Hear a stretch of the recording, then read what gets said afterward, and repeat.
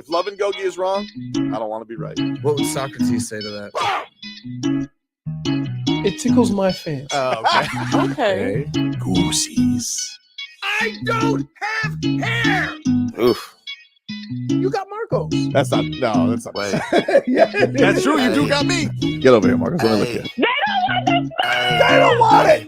Tobin and Leroy, ready to deploy. Had to hit it with a little journalism, but that was a decoy. Better have about me, boy. Okay, Leroy and Tobin, hold to the show, man. Still on the stars with the show, and till then his half moon open. Sometimes go taste like a snowman. No proof, I'm a lie about a motor. No proof, like I always wanted him, I never hated him, I never traded him, and if I did, I never ever traded him. You know what is a star? Like under the city, the driver's side floor. Just like a large, so many more, 10 in the more, never a bar. 8, 10 in the more, 2 to the P. Nothing to you, but it's something to me. Handsome as ever, cute as can be. You can watch it on YouTube with view for free. Ay. This one time for the Twitch. This one time for the text.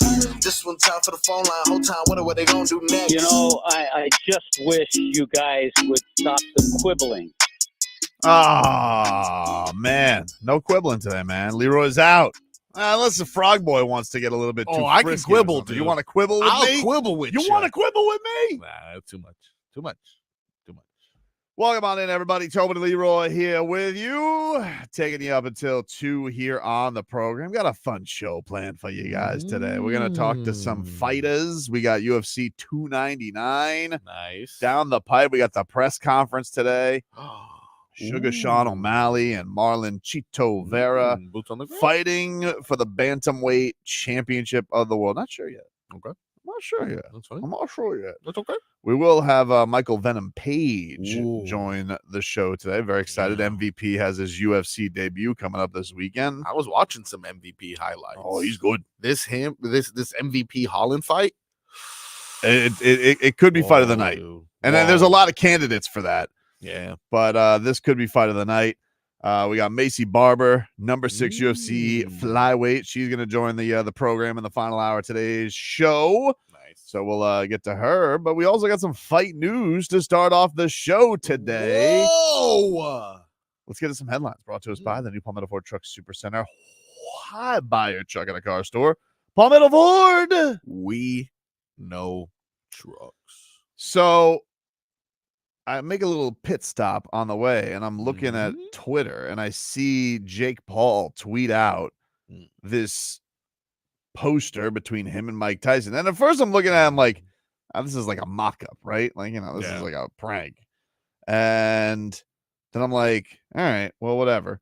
Then I get a bling, bling, and I have, the Jake Paul people, like if you're on their press list, we've had Jake Paul on a couple times. Yep. So I get all the Jake Paul press releases, and I'm like, Jake Paul versus Mike Tyson. It's happening. Because I looked at I'm like, all right, my Jake Paul, Mike Tyson, get the hell out of here. But Yeah. because he just got done fighting this dude I've never heard of in Puerto Rico. Yeah. Mark Hochman, I think it was. Yeah. Hello. Oh, hello. Wow. Hey, look at you. 706, maybe potentially a 1008. Oh, maybe. Look at her getting in here at her leisure. What happened today? Just one train? Oh, that's good. I mean, Yeah, at least she's switching it up. Yeah, that's what I meant. So anyway, I thought when I saw this, like, this is like a prank. This is like some kind of thing, but it is not April Fool's. It is March 7th. Yeah. Why this early of a, like, are they in a rush to get this news out? Is this like just a time they wanted? Why this early to do this? Yeah, like why at like 8 in the morning, 9 in the I would morning? imagine Jake Paul and his team are very savvy. It's a big fight week. You have Francis Ngannou versus Anthony Joshua. Yeah. You have UFC 299. So a lot of the fight worlds are gathered round together, and you're going to ask a lot of the fighters about their fight. I mean, like, it's just a kind of a natural thing. So that's, I think, the reasoning for it. It's a smart move on their part because he just fought. So it would lead you to believe that this is in the chamber. But yeah, here was the press release. It says Netflix and Most Valuable Promotions partner on Jake Paul versus Mike Tyson, a global live sporting event to stream exclusively on Netflix Saturday, July 20th. It will take place at AT&T Stadium in Arlington, Jerry's World. And I think it's if you're a Netflix subscriber too. I don't think you have to pay for pay-per-view on this. I don't see anything about that. So that's kind of cool. I mean, who doesn't have Netflix at this point, or who doesn't have a Netflix they can steal at this point? Sure. And if you don't have one, wouldn't you rather pay for a Netflix subscription as opposed to a pay-per-view one-time only kind of thing? I would think so. Now, I immediately everybody knows I love the fight game. Yeah. And I immediately have everybody angry at me, which I don't understand why. Damn. Marcos yelled at me, JFig, and he goes, Jake Paul, you better lose to Mike Tyson. And then Joe Rose comes out incensed. He's like, this Jake Paul, this mother bleeper. Yeah. I hope Mike Tyson knocks him into, oblivion. That's exactly what I think that's what his exact quote was. Yeah, oblivion. But he's 58. And I just think we all need to realize this. But he's Mike Tyson. I understand. And the last time that he boxed, which was an exhibition 4 years ago against someone of his similar age. Yes. Roy Jones Jr. It was kind of a fun night. Mike Tyson looked good. They didn't really, go ham at each other. I thought that Tyson probably could have put him away. It was an exhibition. Okay. Gentleman's agreement.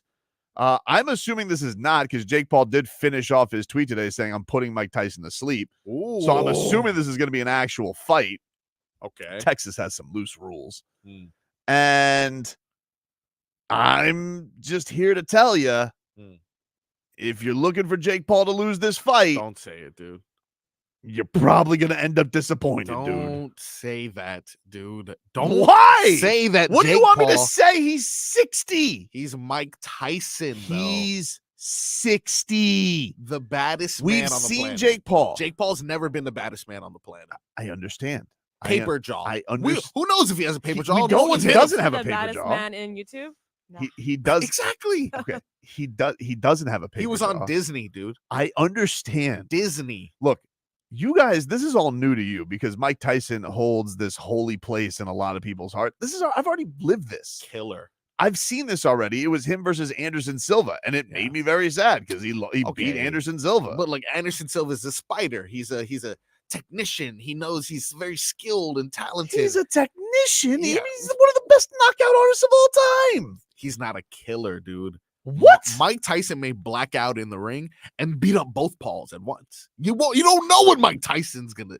You've seen this podcast recently. He's a little bit even crazier than he was before. Jake Paul knocked down Anderson Silva though. He put him down with the right hand. He's a strong kid. He's a strong kid. Look.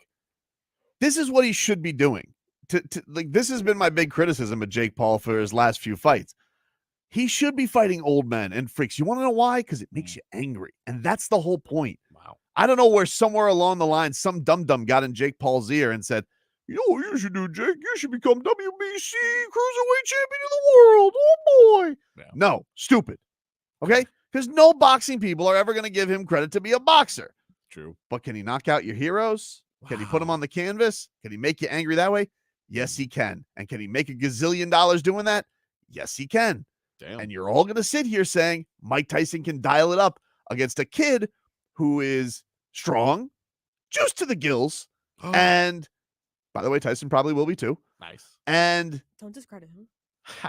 as much as he's not a good boxer, he's also not as embarrassing as you all think that he is at this. His brother is. His brother sucks. What? But he is boxing, not. His sure. brother's. He's bad. not as embarrassing as we all think that he is. Yeah. He's not good. He's not going to be world champion. He's not even a contender. You said he wasn't good though. You said he was. He's fake. not good. Yeah. But he's only. But do I think he's good enough to beat a senior citizen? Okay. Yes. I don't care if that's senior citizen. Dude, He's not a I'm telling you, citizen, dude. Marcos. He's Mike Tyson. I'm going to tell you something right now. Michael I Tyson. want everybody to listen to me right now when I tell you this. Mikael Tyson. Dude, I'm going to tell you something right now. Yeah. I went to one of the saddest events I've ever been to. Okay. What's that? And it was Vitor Belfort against a 60-year-old Evander Holyfield. You did tell me that was. And I'm going to tell you right now, and Evander Holyfield, I'm going to tell you something. Yeah. Looks in great shape. The shell of Evander Holyfield looks like he would whoop your ass. This is one of the most beloved, greatest champions of our time. Yep. He's 60. True. And I'm telling you right now, if you think that Mike Tyson's going to dial it up on July 20th, I think you're sorely mistaken. Okay, can I tell you the difference between a 60-year-old Evander Holyfield and a 58-year-old Michael Tyson? One of them was in a wheelchair recently at Miami International Airport. Fair. And not fair. Evander Holyfield. Okay, fair. But also, one of them got their ear bitten off, and the other one bit it. So we're talking about two different people right now, dude. I'm telling you right now. It's not the same. It's don't a like mental thing. Hey, I don't like it either. I don't like it either. I don't want to see it. I don't but like this. I just want you guys to be prepared in July because you're gonna hope that your heroes can dial it up. He's still got And it. I'm here to tell you, He's still got it. you're gonna probably end up being disappointed because Jake Paul might knock him out. Knock him out. Might knock him out. Not even a Might decision. knock him out. He might knock him out. No way, dude. I'd rather, hey, if you think you're about to get knocked out, dude, I'd rather someone throw in the towel, or I'd rather a fan, if you're listening and you want to go streaking during the boxing match, please let it be when Mike Tyson looks You're like gonna see, dude. You're gonna see some. JFig, get ready. No. You're gonna see some incredible Instagram videos of Mike Tyson hitting the pads. He's gonna look like a monster. A monster. But mind you, that Instagram is 60 to 90 seconds. And I'm telling you right now, the old, they can't dial it up for much longer than that. That's fair. That's fair. Just letting you know. I don't know how I feel about this. You don't like it. I know you I don't. 'Cause know you I don't don't like the like Paul it. brothers. I know you. I know exactly Exactly. how you feel. I know exactly how you feel. But I'm just letting you know that Jake Paul's probably going to beat Mike Tyson. And that's okay. The fact that you say that makes me uncomfortable. But I'm just Jake because Paul, he's old. Mike Tyson. Wow. You know, that's like you telling me Mac McClung is going to beat Michael Jordan in a one-on-one basketball. Okay, like dude. I don't even want to. Maybe not Mac McClung. Maybe not Mac McClung. But like, what's the difference? Drew Smith would. A healthy Drew Smith. Whoa. He would beat Michael Jordan one-on-one right now. You know what? He would. What else do you want to do, huh? I just want to tell you the letting you tooth know. fairy isn't real. I'm telling you right Wow, now. it's not real. I don't know. I'm telling you right now. Alondis Williams would Oh, wow. carve up Michael Jordan one-on-one today. He's athletic. And that's just that. And And that's just that. this is the headline. Alondis Williams would carve up Michael Jordan from Brendan Tobin. He Write it would. down. Write it down. He would. That is good. This is a sad realization. It's not sad. You want to know why? It is sad. Because at 60 years old, Mike Tyson's going to make oodles of money, Mm. and he's just going to get knocked out by Jake Paul. No bigs. No 60-year-old should get bigs. knocked out, though. You're right. They That's shouldn't. That's just not. You're right. good. They shouldn't. It's not a No good thing. 60-year-old should get knocked out. Unfortunately, Mike Tyson had a lot of people screw with his money. Mm. One of them was up in Deerfield. Ooh. Only in America. Only in America. So now we're here. But that's okay. Because you want to know something? He'll make oodles of money. The world will see it. We'll all have fun. Mm. This is what this is supposed to be. You know, Supposed he to owned be a fun. tiger once. Of course. Jake Paul did. I bet you anything Jake Paul shows up with a tiger to the press conference. Oh no. no, That would make me dude. not dislike him more. Why? Because he's stealing his gimmick? Yes. He's such a Get good your heel, own though. thing. I got to be honest with you. What if he takes his hat? I got to be honest with you. Yeah. You guys aren't going to like this take Stay away either. from them. You guys Stay aren't gonna away like- from them. You guys aren't going to like this take either. What? No. I'm proud of Jake Paul. What? I'm proud of Jake Get Paul. out of this room No, I'm immediately. telling you right now, I'm proud of Immediately. Jake Paul. I am Dude. escorting It's you out of this. I'm building. happy. No, I just want to just be clear about this. Brendan Tobin, I'm proud of Jake Paul. I was tired of the nonsense. You got takes. I'm telling you, I'm better I'm mark it. proud of Jake Paul. I was tired of this nonsense about fighting boxers we never heard of. Yeah. And dude's name, Autumn, whatever the hell the guy's name was. Very strange. And Mark Hockman this past week and knocking him out in Puerto Rico. Not good. And I'm proud of Jake Paul for realizing what he is, which is he's basically a carnival barker with boxing gloves on. Yeah. He's supposed to play on everybody's emotions and then make them hate him and then cost you a lot of money or make a lot of money in the process. Yeah. So I'm proud of Jake Paul. You think he's found his niche officially? This is supposed to be his niche. His niche is I go beat your heroes. It started with Nate Robinson. Oh yeah, everyone loved Nate on the Robinson. Mike Tyson card. That's true. That was on his Well, star. full His circle. star rise in boxing happened with Mike Tyson. Full circle. Wow. Look at that. Full circle in 4 years. Life is like a circle. It is. Time is a flat circle. Look at that. Take a break. Back after this. WQAM.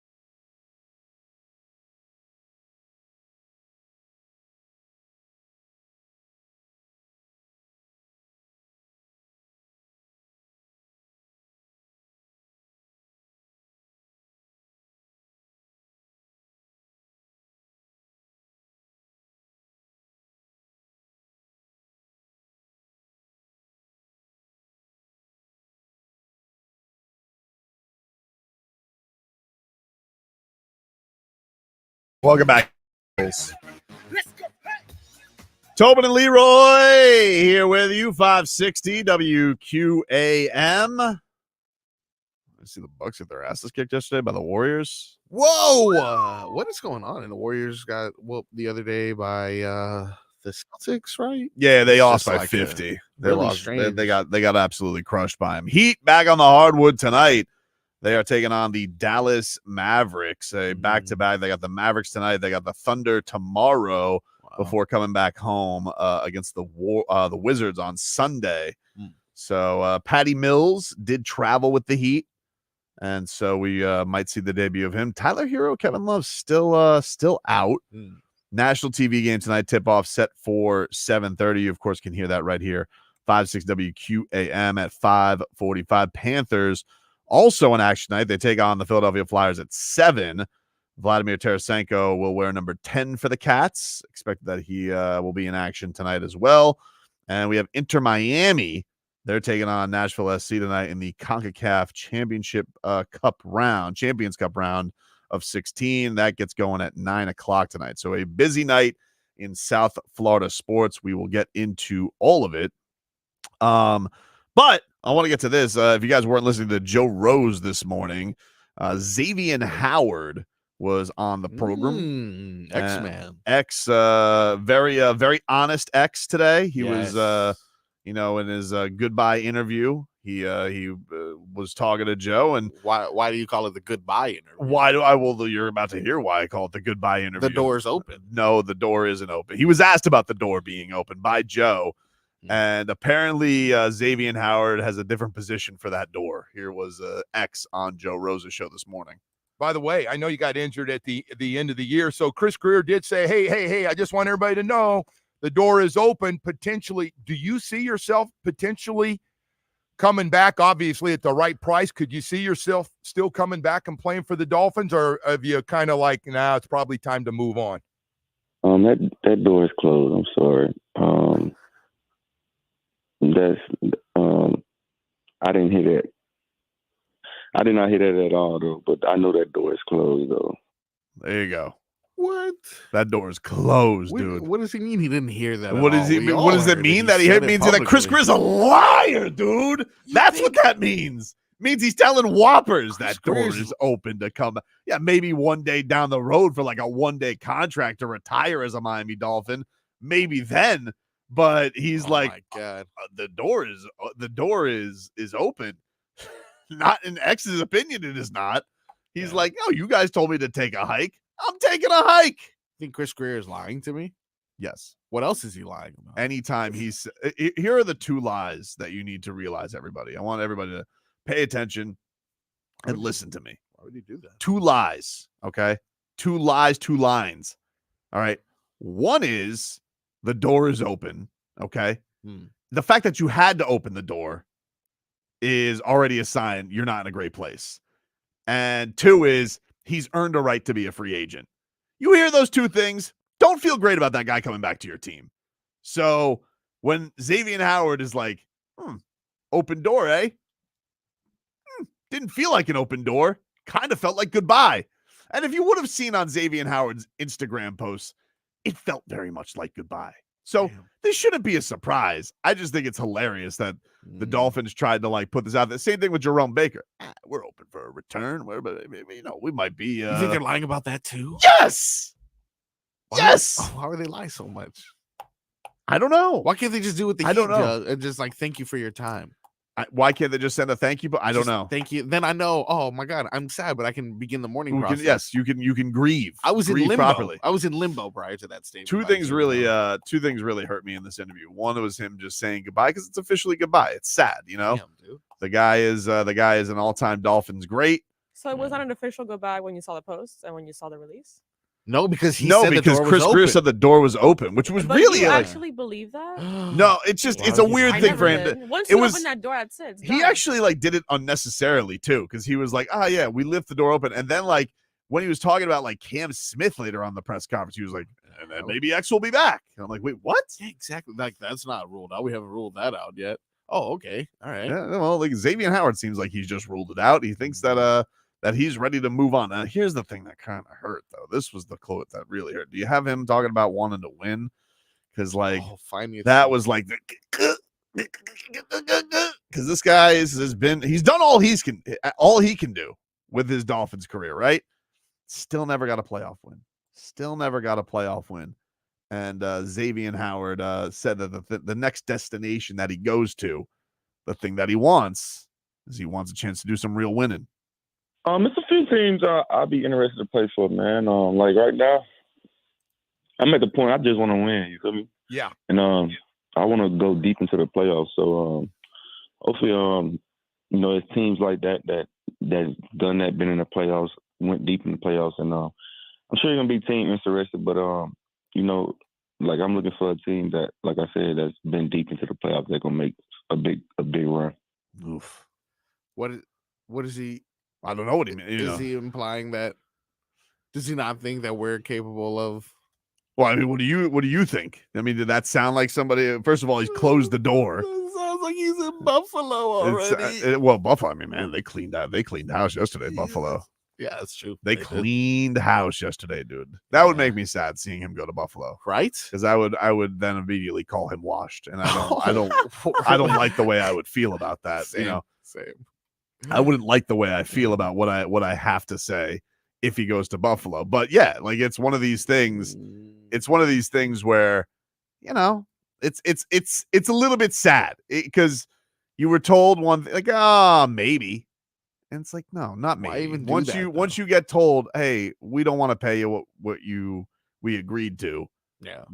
They tell you basically, hey, take a hike. But maybe you come back. Maybe nobody wants you. Yeah, essentially, that's the only other thing it could have meant. Either they were blatantly lying, they were using the technicality of sign a 1 day as he retires, or they just think, man, no one's going to sign you, X. Then you're going to have to come crawling back to us. I'm really curious to see what's going to go on here, man, because you think about this, like the Dolphins are in a tough spot as it is already with their defense, because talk about Christian Wilkins, even if you bring him back, Xavien Howard, all this stuff, you still don't have your 2-star pass rushers for who knows when because of the injuries they're going through. So maybe there's this element of the Dolphins are going to Ogba too, right? Yeah, they told him to take a hike. Look at that. Told him to take a hike. Von Ginkel might not be back. Who the hell is this defense going to be? We don't know. That's why it was so important to take advantage of this year. It was. You're right about that, Marcos. It was a big win now year, and they weren't able to do it, which is why everybody is pissed. Is pissed because this was a year you really felt like, dude, you were this close. You were going into this last month that you could have been the 1 seed, and then you could have been the 2 seed by the end of this thing. And instead, you pooped yourself, and you ended up in the most frigid game of all time, where Patrick Mahomes' damn helmet is cracking like glass. Never stopped to play, by the way. Never stopped play. No, Crazy. They didn't. But yeah, it's in a bad spot right now, and it's gonna piss a lot of fans off. I think a lot of fans knew X was gonna go, so this isn't new stuff. Yeah, but yeah, to hear the bull bleep that's kind of spun by the team on the way out, it's like, hey, all this, it's also unnecessary. All this PC stuff they're trying to spin you like, oh, doors are open, earn the right. Those are just fancy words of saying. Those are fancy different ways of saying goodbye. They tricked me, though. I'm not gonna lie to you. He tricked you? Definitely tricked. Just because Chris Gear's got a good tone, right? Yeah, but they had you the first half. I mean, they had me with every single one, though. They had me with Wilkins. He earned the right. Oh, he'll come back. He did earn the right. We're doing right by Christian Wilkins. That's what they told me. Jerome Baker. Oh, he could potentially return. The door's open for Xavien. Yeah, the door's open for them to go right to Houston. That's where the door is open. It's a one-way exit. Right to D'Amico Ryans. That's exactly where the door's open. I mean, like, Chris Greer, you said the door was open. He said yes, so they can leave. How else are they going to leave? We must open the door. I mean, you don't want me to. What do you want me to be rude and be like, hey, don't let the door hit you on the ass on the way out? Exactly. We just opened it for them on the way out. Take a break. Back after this.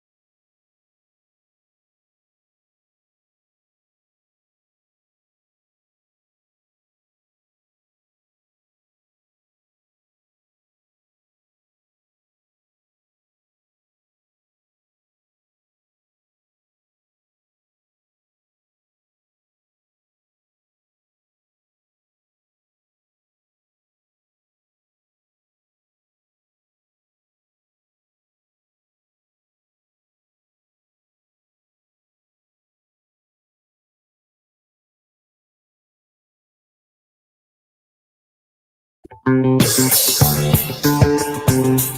right, welcome back.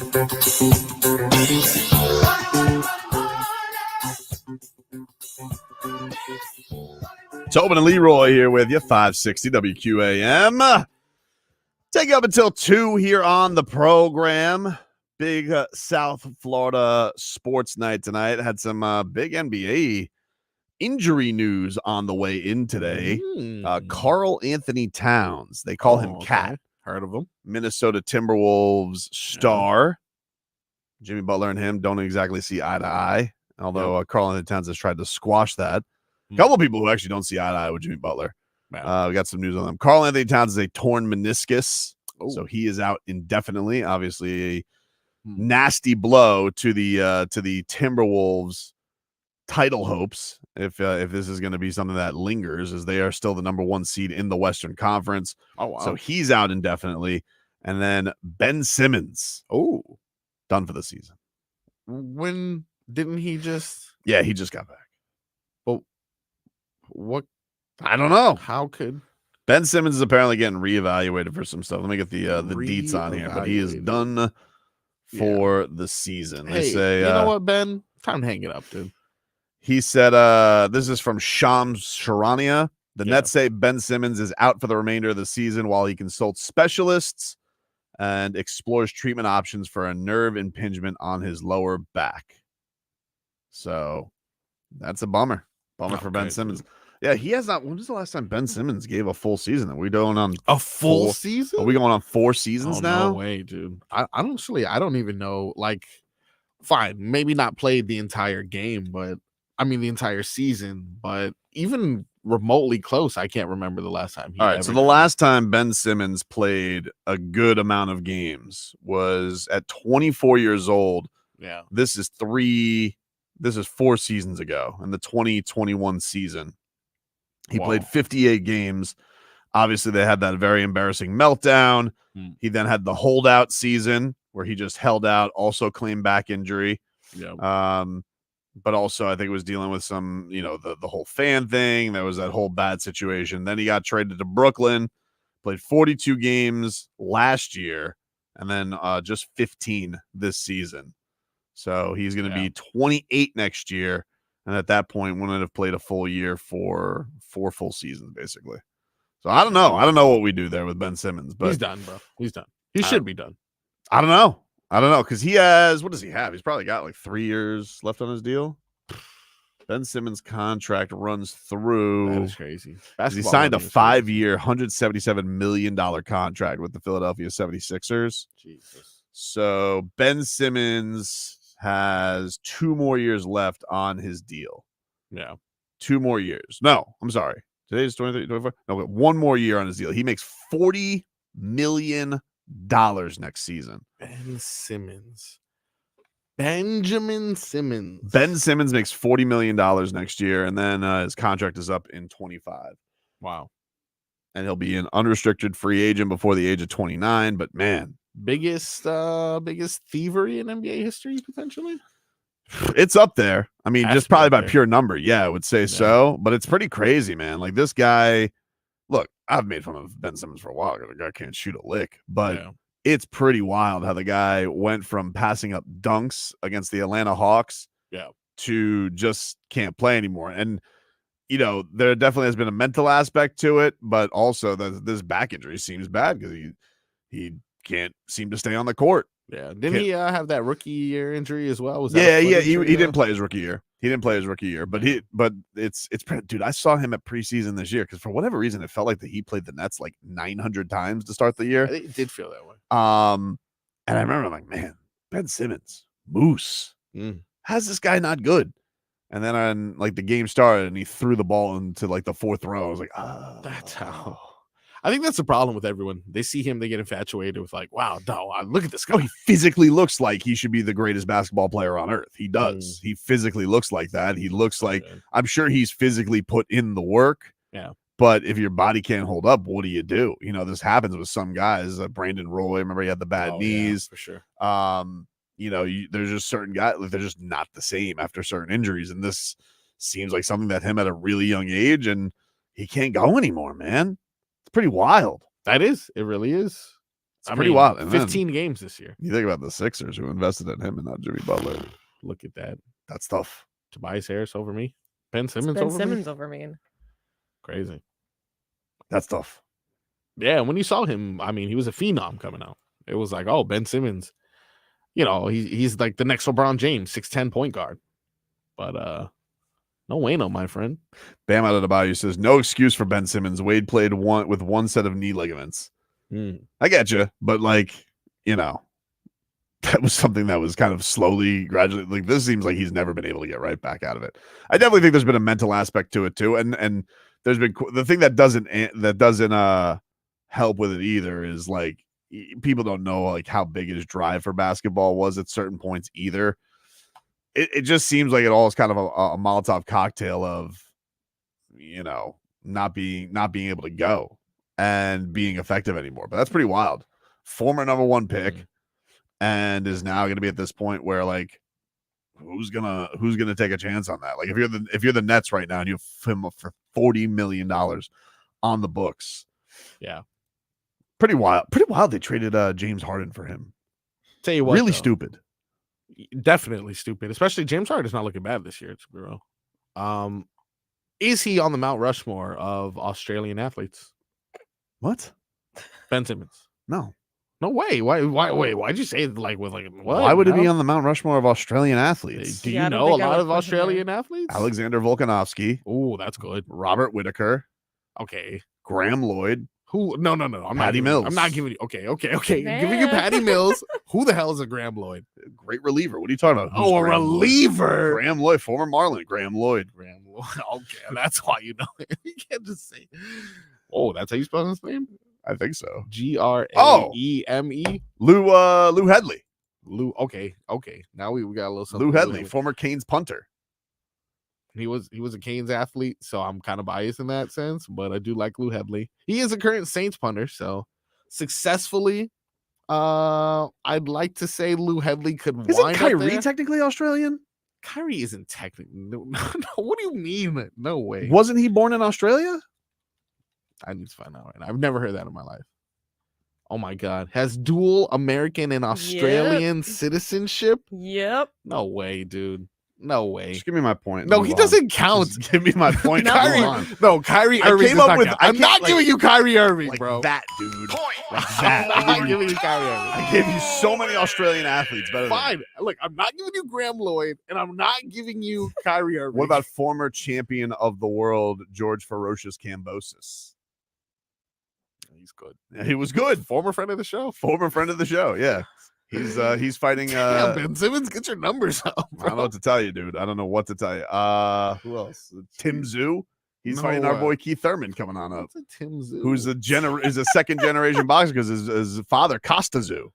Oh, I thought you. Oh, because it's not the way that I spelled it. And I'm not even counting New Zealand because I know that's a very sensitive thing. So I could go New Zealand if you want to go New Zealand. People. What is that? Is it a close thing? New Zealand, how close is They're New very Zealand? close. They're to very oceanic close. Do you not countries. know They're that? very close. They basically have the Yeah. same Well, he flag, but they're barely not knew the where same. Chicago Whoa, Papua New Guinea, also pretty close. Watch out for that.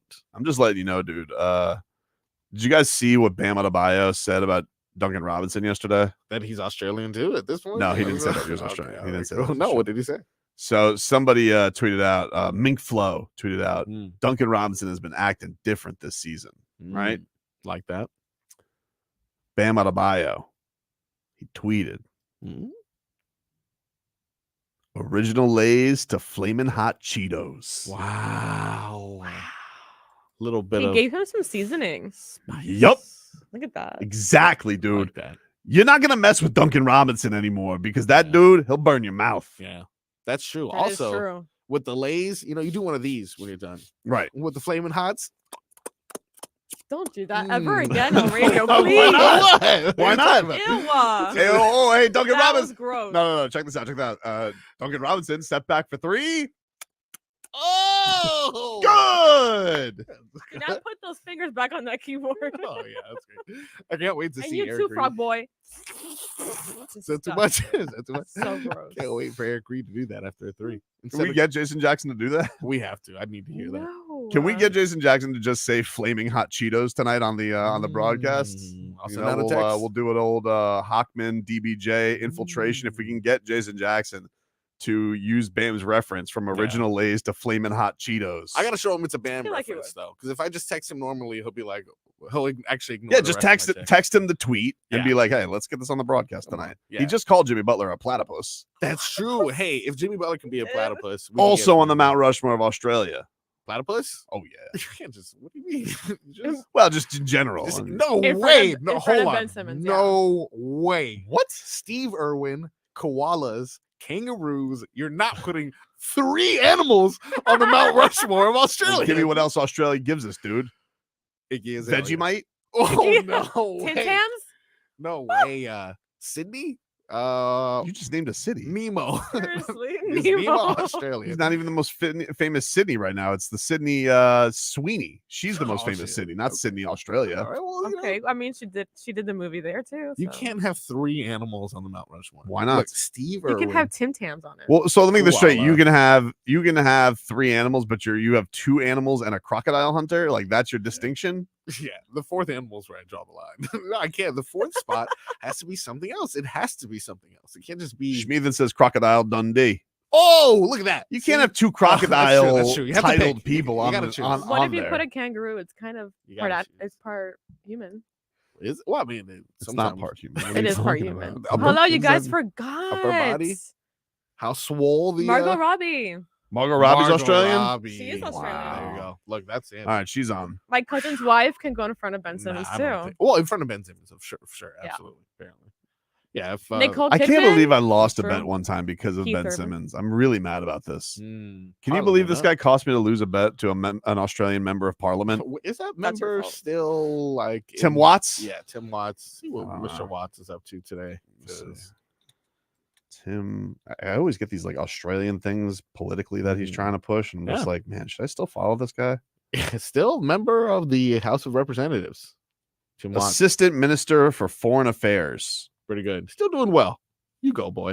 All right, good for Tim Watts. Good for Tim.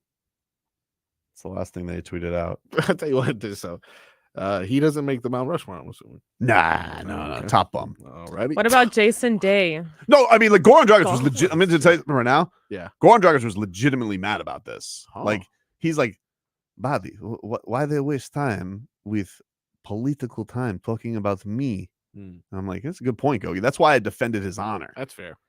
You know, Yeah. try to Yeah. get this dope to wear a Goran Dragic jersey on the Australian floor of Parliament, which he was already trying to weasel out of that Tim Yeah. Watts. But you want to know what Goran Dragic did? We may not have won the series, Yes. but Goran Dragic still slapped Ben Simmons upside the back of the head. So really, who won? Exactly. There you go. Who did win? And you want to tell me that he's not the greatest point guard in Heat history? Well, it's closer than you think. It's closer than you think, dude. We'll take a break. Hour Tua coming up next.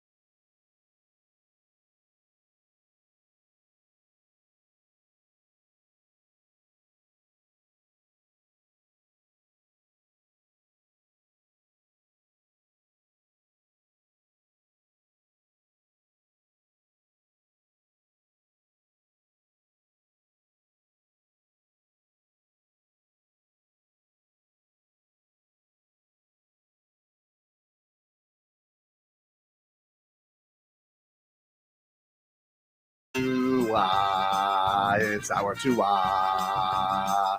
It's our Tua. Tua, Tua, Tua. Tonga Vailoa.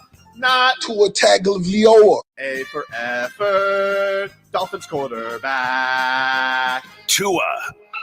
It's our Tua. It's our Tua. Tua. Tua, Tua, Tua. Tua, Tua, Tua. Can go to hell. Tua Tonga Vailoa. Dolphins quarterback. Daddy loves you guys. Our Tua with Tobin and Leroy. Check the history of food.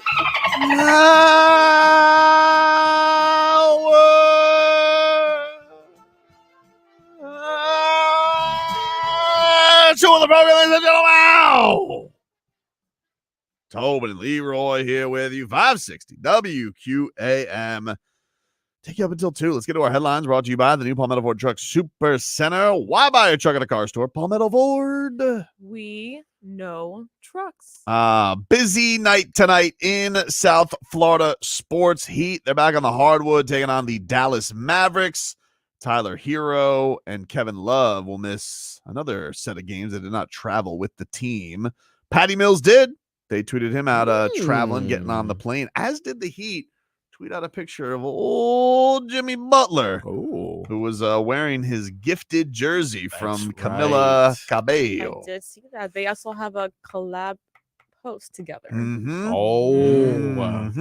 Hey, Collab. this guy has been what's that word when you're out there and there's other people and you're being a social peacock of some sorts? I believe Socialite? That's a good one.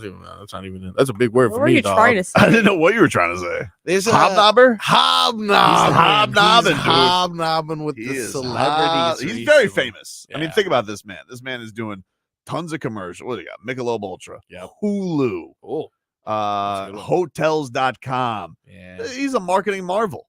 He is. I don't know anyone right now who is doing these celebrity interactions as much as Jimmy Butler. Who's having more fun than Jimmy Butler, right? Like, it's this guy. He's not only kicking ass on the basketball. You know, randomly, it came up on my YouTube algorithm last night to watch the Miami Heat's road to the finals last year. Love that. And that Bucks series. Oh, that Bucks series. Wow.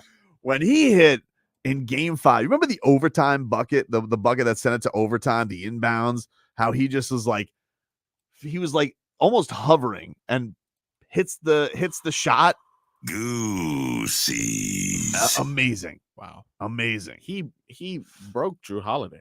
Yeah, he Broke did. him. Yeah, but the Celtics think he's going to stop him. Yeah, Good luck. I Hey. didn't realize. Good luck, Celtics. Yeah, you got it. Good luck, dude. Dade South says her song is going crazy on the TikTok and IG. The kids love it, but Jimmy Butler's, gonna make her more relevant now. Another career saved for Jimmy Butler. What do you look at me like that for, JFig? Another career. Because you're discrediting artists. I'm not. I don't like it. I'm not discrediting artists. I really don't like I it. So appreciate- you think that without this whole collaborative interaction, she wouldn't have that much success? Just needs a little spark to get things back up on the old relevancy meter. You know? No. That's it. They love Jimmy. Kids love Jimmy. The kids love Jimmy. That's what they say. They do. They do, but that doesn't mean anything on her career. No, nobody's taking away credit for her career. You are. Oh, definitely You're not. saying that he's sparking up her career. Everybody needs a little shot of relevancy now and then. Like, it happens with all You artists. can't even support a Miami artist like that. What am I not supporting? Shame on you. What am I not supporting? Just a In few fact, days if anything, I after am 305, supporting. The only reason I'm talking about her is because The she's only hanging out with Jimmy reason- Butler. Exactly. Yeah. So what's the wrong with that? You know what? I didn't realize. I'm not Power 96.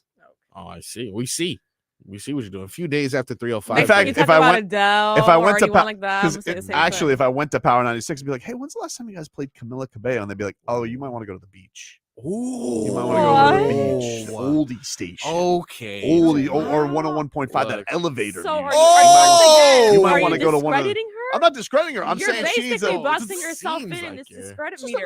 like it's like Dua Lipa helping Elton John. Like Elton John wasn't relevant, then Dua Lipa comes How together, and is then he not hell are relevant? you He even had saying? You know what? -1. You Gosh, are dude. insulting music everywhere. I'm not insulting music. I'm Minus saying one. JFig, This is disrespect. it's not disrespectful. There's classic rock is. stations for a reason. It's classics for a reason. Yeah, but classic is not relevant. Absolutely. No, you're because silly. they You will sound never silly. go out of No, style. you sound silly. You're crazy. If they're not relevant, You're absolutely if I crazy. go to these places and I want to hear good music, I'm gonna play it all the time. That's the point of it being a classic. It's always relevant. Camila Cabello, though, Little shot. Need a little. That's it. It's a little jolt. the fact that you said she was gonna be on the beach, That's and wild. 101.5, That's so mean. very disrespectful. It's not mean. The Beach is a great station. They play great music, but it's just not. Yeah. the The hip- tone that you were It's not you were the taking there. hippest, most up to date music. It is, you know, for an older audience. So you're saying Wow, Camila dude. Cabello, which is younger than all of us, is for an older audience. Well, her last hit was 2016. I mean, kids grow up. My kid doesn't know Didn't Camila we Cabello. establish that it was a little bit, a couple years later, When? like 2018? Oh, really? Yeah. Well, each time you talk about it, you want to send her a year back. Yeah. It's messed up. As an artsman, we thought you'd respect. She the art. also had Bam Bam last year. What's Bam Bam Bam? Bam. What's Yes. that one? What's that? Well, I'm not going to say it in Spanish, but Whoa. it's one of her singles, and she had with Ed Sheeran.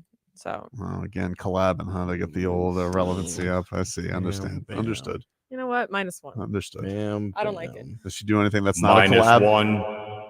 I'm not answering questions stands anymore on her about own- music on her because you own- clearly have no taste. Gotta find out. I about this Bam Bam. look. Sing some Bam Bam for me. I'm not doing that. I would love Is it to. about Bam Adebayo? It should have been, because then I Should've would have been, known the but song. It's not. All right. Let's see. It's very Miami. I like it.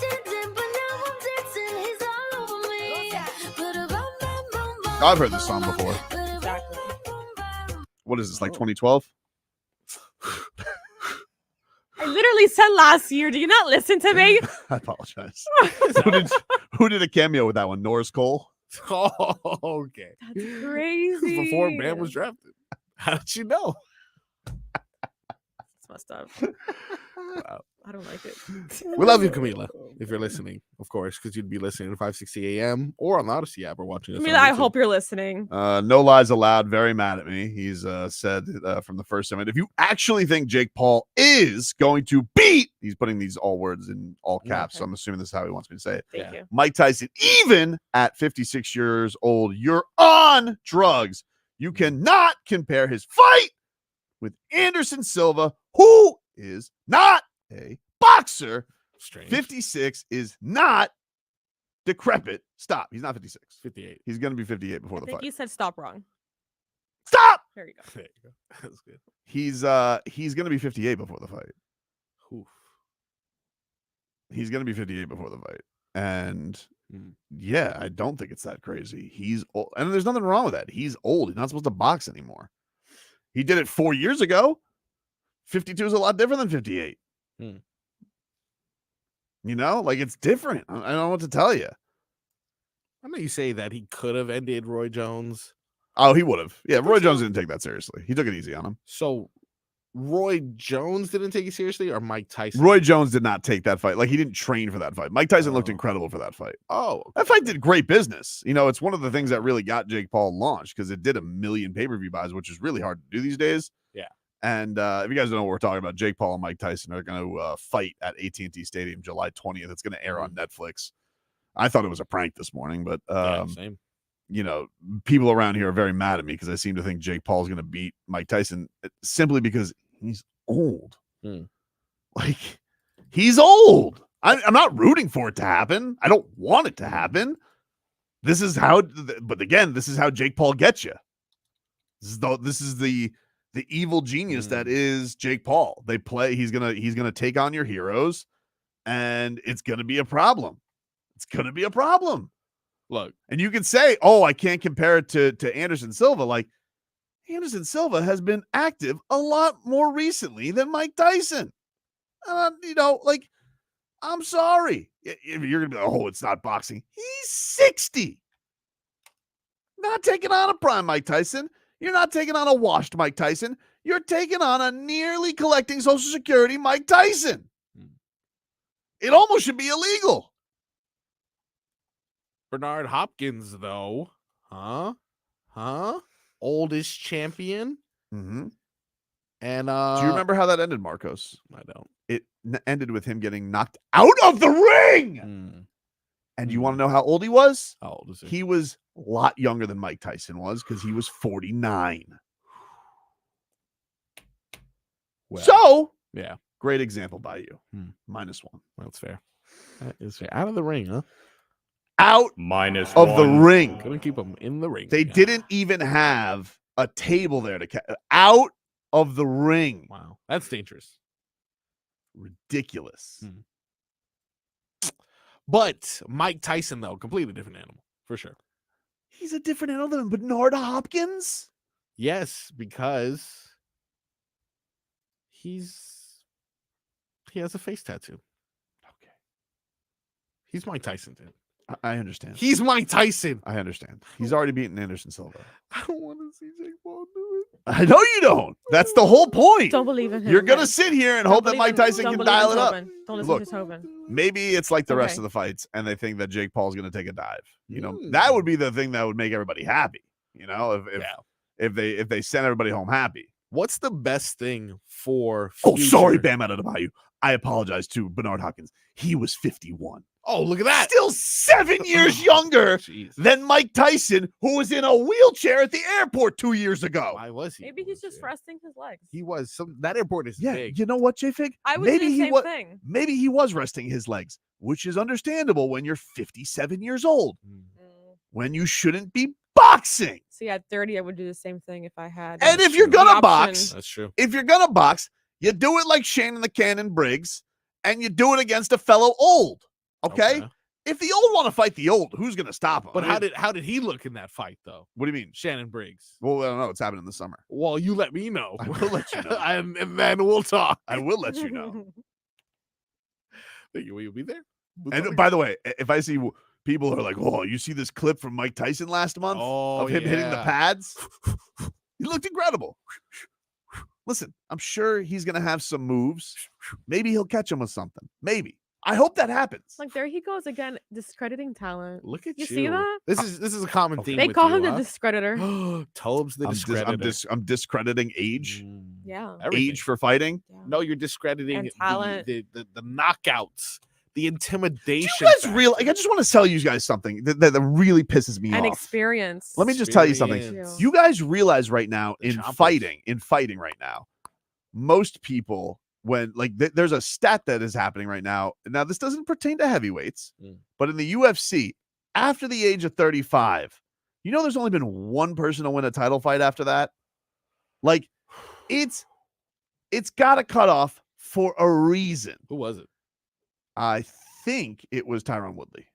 Oh, I think it was Tyron Woodley, who, by the way, was knocked out by Jake Paul twice. once.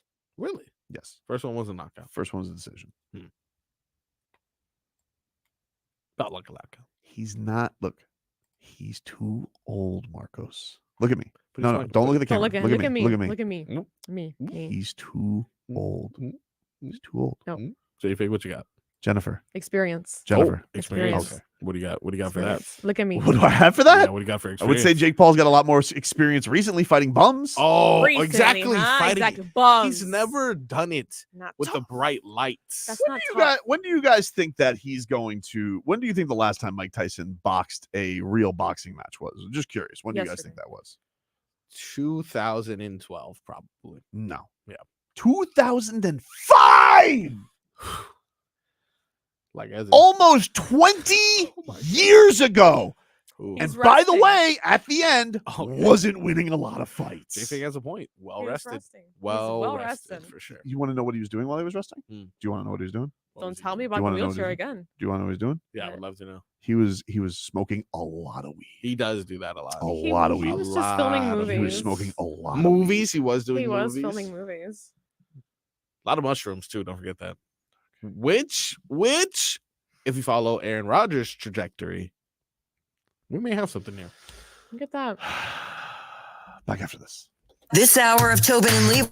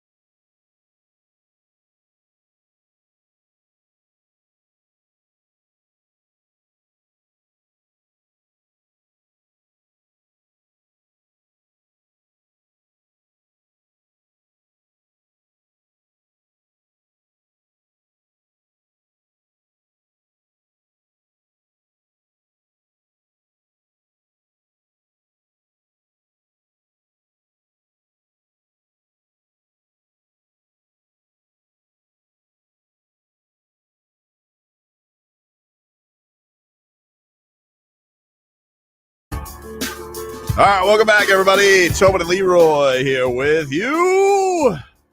This is Jimmy Butler featuring Fallout Boy. Yeah, Fallout Boy featuring Fallout Boy. Hey, Slightly Stupid and Dirty Heads are coming to the I Think Financial Amphitheater in August, and we have JFig's tickets to give away. Keep on listening. People are very mad at me on our Twitch chat today because I think Jake Paul. I don't understand why. Because what do you guys want me to do? You want me to just ignore what my eyes have seen? Yep. Yeah, I do. I want you to know what your heart knows, and that Mike Tyson is the deadliest man in sports. He's not the deadliest man in sports. If anything, the deadliest man in sports is fighting this weekend, Francis Ngannou. Well, he's about to lose to Anthony Joshua. How scary is it, really? I mean, he's gonna lose. He might lose to Anthony So Joshua. you think Jake Paul's gonna beat Mike Tyson, but you don't think that Anthony Joshua is gonna beat Francis Ngannou? I think Anthony Joshua probably will beat Francis Ngannou. Yeah. Probably. That was a test to see if he was much of a snake. But he definitely has a chance. We just saw this. He knocked down Tyson Fury, and I thought won the decision, quite frankly. You saw him going after Tyson Fury in the crowd there? Oh, dude, we got to play that sound later. We do. What's up, RVA Richie? Hello. Hey, good morning, Tobes. What's up, buddy? You don't feel that might have that old man strength, and then just pull around and turn around and just clock him. You've seen that video of that little Middle East, that Eastern European old man taking on that young buck, and then he just landed one and just knocked him out pretty much, and they had to stop him. I think that's what potentially can happen. Okay. And JFig, hold up, JFig, I know how you feel about his musical taste and how he's opining, because he does it to soccer. That's not true. Sorry, That's not true. I'm very excited for the. He just likes to just piss off every market. Dude, I am so excited for Every the Heron. department. The Herons are in action tonight in the CONCACAF thing that they're in, and I'm excited about it because nobody loves the Pinks more than me. You know. Okay. You just called it a CONCACAF thing. That just sounds like a lie. -1 for this. They are going to win the Conch Shell Championship, and I am very excited for it. Isn't that what they win? Don't they win a golden conch shell? That is not unless that is. You're just gonna piss him off more. 100%. Stop it. Do you think Michael Venom Page? Do you think he's a football fan? Am I assuming as a man from the UK that he's a football fan, or do you think that's making him elite? I think he loves the beautiful game. if you're from Europe, the UK. So do you think he thinks Messi and MLS is a joke? Probably. No way. He can't, because Messi brings legitimacy to everything. All right. Well, we'll take a break. UFC 299 is coming on up, and Michael Venom Page is making his long anticipated UFC debut. This guy is basically a video game in the cage. If you guys haven't seen him, he's done some incredible things, and he's debuting against Kevin Holland, who is also a very, very entertaining fight. A lot of respect for these two as they have led up to this match. So we're scheduled to speak with him coming up next.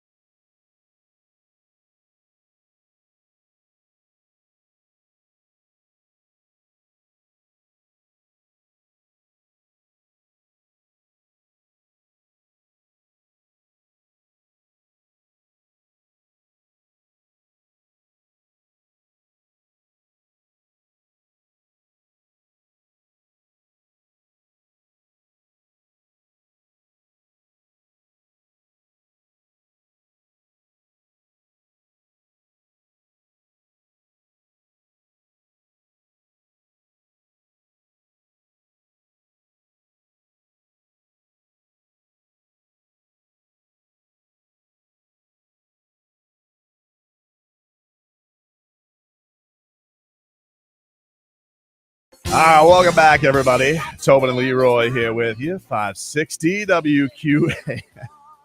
You playing this for Michael Venom Page? Yeah, dude. The I think he should play Pokemon it again when he victory. gets on. Yeah, The I will. Pokemon. That was 2016. I know. You think it's that's so like his? good. So are you saying that's not relevant? Yeah. It oh, was. Well, look it at was. you. It was probably his most famous. He dented a guy's head. dented Oh, his head with put his a- knee. Because of that?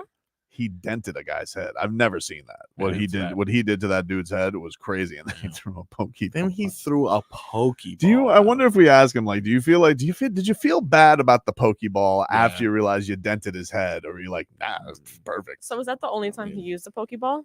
Yeah. He's used like he's had like the Thanos glove. He's a big props guy. Yeah. Big Love props it, guy. dude. I love props. Yeah, for sure. I love that. So Michael Venom Page is scheduled to join us in a bit. We don't get him here in a couple minutes. I will send the bat signal up to the UFC and see where he's at. But we are scheduled to talk to MVP as they're getting ready for UFC 299. Got a busy night of sports ahead. Everybody is very, very mad at me right now on the chat because I have the audacity to think that a 58-year-old man isn't going to win a boxing match. And Not just a 58-year-old, because you say 58-year-old man, we're thinking like your run-of-the-mill 58. We're talking Mike Tyson, Iron Mike Tyson. can I just be, look, I don't want this to happen. Seems I like you want do. Mike Tyson to win. I don't You were know. proud If of I Jake had- Paul. If I had my way, I would of course want Mike Tyson to knock Jake Paul into the bleachers. Of course, that's what I want But to I thought you were happen. don't proud think of. so. Oh, I am proud of Jake Paul, but I'm proud of Jake Paul for a different reason, JFig. Mm. See, you guys, you don't keep up with takes. I'm proud of Jake Paul because enough of this, I need to go prove myself as a real boxer nonsense. No, Mm. you fight the freaks. That's what you need to do. You fight the You freaks. fight the freaks. Wow. The freak show is where it's at. He's supposed to be the freak show champion of the world. He tried that nonsense. He got skilled by Tyson Fury's little brother. Like he's not. Here's my breakdown of Jake Paul. Okay, he's not a good boxer, but he's not as embarrassing as people think that he is. Hmm. So if he were to go in there against, like he said, Canelo last week, of course, I think Canelo would knock his block off. If he were to take on Andre Ward, our boy Andre Ward, I think Andre Ward would dust him up. Yeah. But there are breaking points. If Andre Ward is going to be pushing 60, then I'm like, I would tell Dre, maybe not. Maybe don't do that. Yeah. So I mean, again, I just feel like you're discrediting the fact that this man was the baddest man in the world at one point. And Jake Paul can't say that about any of his other opponents, and you can't say that about any other 58-year-old man. I can't say what about any other 50-year-old man. That this man at one point in his life was the baddest man. He in the world. was the baddest man on the planet. Yeah. Okay. And in fact, the way that he looked against Roy Jones, he looked really, really good, Marcos. that. But 4 years to build on that. But he's been training. But he this whole was time. also in an exhibition Mhm. against a guy who wasn't really taking it that seriously in Roy Jones. No knockdowns. There were some parameters. So that's all I'm saying. Like it's not like I think Jake Paul's this great boxer or I think that he should be champion of the world. I cannot be any clearer. The idea that he was trying to do that was the stupidest thing in the world because he was never going to get credit as a boxer. But if you're telling me, is there a chance where Mike Tyson loses to Jake Paul? Yeah, there absolutely is. He's going to be 58. All right. Let's play your game then, huh? Okay. Jake Paul knocks out Mike Tyson. Who's next, dude? Santa Claus? I don't know. I really don't know. What's Andy next. Reid? This is probably as high as it gets. Who else do you want, huh? I don't think there's anybody. The only other thing he probably can go here from here is Canelo. Like, I don't know where he goes from here. But he's probably right. He's probably like, all right, good. This is the right time. Like right before Mike Tyson, he's going to turn 58 before this matchup. They can call him 57 the entire time, so it looks better. And then we can, and then he gets either the win or not. I don't know. I think Conor McGregor. That's the only way up after this. Maybe. Date South says Tobin's finally being reasonable, and you knuckleheads are ruining it. That's what I'm saying. I feel like I'm the reasonable one here, dude. Usually I would be, the old can dial it up. It's The legends reasonable can to dial go it with up. Jake Paul. That's crazy. That's the reasonable thing. If that's the reasonable option to go with Jake Paul, what is this world coming to? What do you mean? That's not that can never be the reasonable option. If anyone's ever like, hey, in case of emergency, call Marcos, like, what are we doing? That's the reasonable option here. Thinking that Jake Paul is somehow going to do something he hasn't done yet and beat a formidable opponent. But he's not a formidable opponent. He's 58. Like, again, if you're telling me he's going to go and take on Francis Ngannou, yeah, obviously I think Jake Paul's going to lose. I don't care that he's not a boxer. Like, there's a reason Jake Paul has fought older, smaller boxers. There's a reason he stayed in that lane. Why? Because he can win. You think Jake Paul's going to take a fight that he's going to lose? The only time he's done that was with Tommy Fury. And Tommy, like, you know, he's got pillow hands. He's going to pepper him with jabs the entire time. Don't look at me. Do you like think that, Tommy Fury? He does. He has pillow hands. You think Tommy Fury can beat Mike Tyson? Handsome fella. What? You think Tommy Fury can beat Mike Tyson? Of course I would. Yes. What? Yes. Oh, you think Mike Tyson's a chump? Now I'm kind of. It's not that you're so confident in Jake Paul. I think you think old. Mike Tyson is a punk. Well, I don't think say that. it, dude. I want to get him in a room. I would never say that to his I would face. never say that to Mike Tyson. You think he's a little baby? I don't think he's that. Honestly, I just I think was there's really a scared there's we a were gonna go there. reasonable level to this that we got to go with. And Mike Tyson has just hit a certain age, and I just think that these things have a limit. I was wrong. I thought you were a big Jake Paul fan. Now you think Tommy Fury, anyone can be Mike Tyson then. You think any run-of-the-mill boxer, anyone who puts on gloves, anyone, if you buy gloves from Amazon, they can't be that So expensive. what if you put on gloves? Okay. If I have gloves on, He's Tobin not a thinks I can be boxer. Mike Tyson. Like, no, Mike Tyson He's would not a obviously, boxer. listening. Mike Tyson would obviously kill Frog. Boy. Whoever's listening right now can beat Mike Tyson. No, just get gloves. Tobin thinks you can. but do you it. guys think You that have like pillow hands, wait, right? but Jake I Paul, do have pillow hands. Jake Paul There does you go. train for this. Look It's at not like it's not like Jake Paul's not been training. Sleeping on my pillow hands, but it's okay because I can beat Mike Tyson. It's okay because Tommy Fury too. No, do I think that Tommy Fury would knock out Mike Tyson? No, I don't think that he would. So you think Jake Paul can? Didn't even knock He's out got Tommy he's Fury. got a good right hand. He's a strong kid. Also, there's a lot of defense that goes into boxing. That like one of these. Whoa, You're slip. right. Whoa, look at me slip. Nobody's almost nobody's better at that in the game. When they were talking about moving in the pocket, nobody was. When he wasn't 50. Okay, dude. Okay. You're making me so mad. No, you are making me. You guys are You, sitting. this is a product of you, okay? Everyone. So if he's upsetting you, Yeah. this is all your fault. Look at the mirror. I just dude. don't understand why everybody's mad at me. I don't get that. Because you think anyone can beat Mike Tyson. I don't think That's a anybody can beat ridiculous Mike Tyson. statement. I think any boxer in their prime right now would probably have a good chance of beating Mike Tyson. He's old. You think Tommy Fury's in his prime right now? Does he even have a prime? I He's would in the honestly box. say, I would say if you told me who's got a better chance of beating Mike Tyson, I would say Jake Paul than Tommy Fury. I don't mean to do the boxing match, but sometimes Tommy Fury, the word on him is he doesn't take it that seriously. Jake Paul does take it seriously. But he couldn't even see. But then now your point doesn't make sense because he couldn't even beat Tommy Fury. But you think he can beat Mike Tyson? Because it's a styles thing. Like I think one of the things is you have to be in good shape. You'd have to probably intimidate Mike Tyson. Like Mike Tyson. See, Mike Tyson's going to go into a fight with Tommy Fury. He's not going to think he gets knocked out, right? Yeah. But with Jake Paul, he's going to be like, the only thing I'm going to go in here is I'm not going to want to get knocked out by Jake Paul. That's how he's going to go about it. You know? How many knockouts did Anderson Silva have? In his MMA. career? Yeah, I don't MMA. know. Well, he wasn't a knockout artist, though. Yes, I he don't was. think. What are you talking With about? his hands? Yes. Okay, I thought it was more of like a kick Yeah, thing. he did. I mean, he was great with his kicks. That's what I was too, but thinking, you know? He's more of a kick also thing. had knockouts with his hands, too. I just don't know the hardest punch. I saw him knock Tito Ortiz into the ring post, by the way, in boxing. And that night where I went to watch Evander Holyfield box at the age of 60.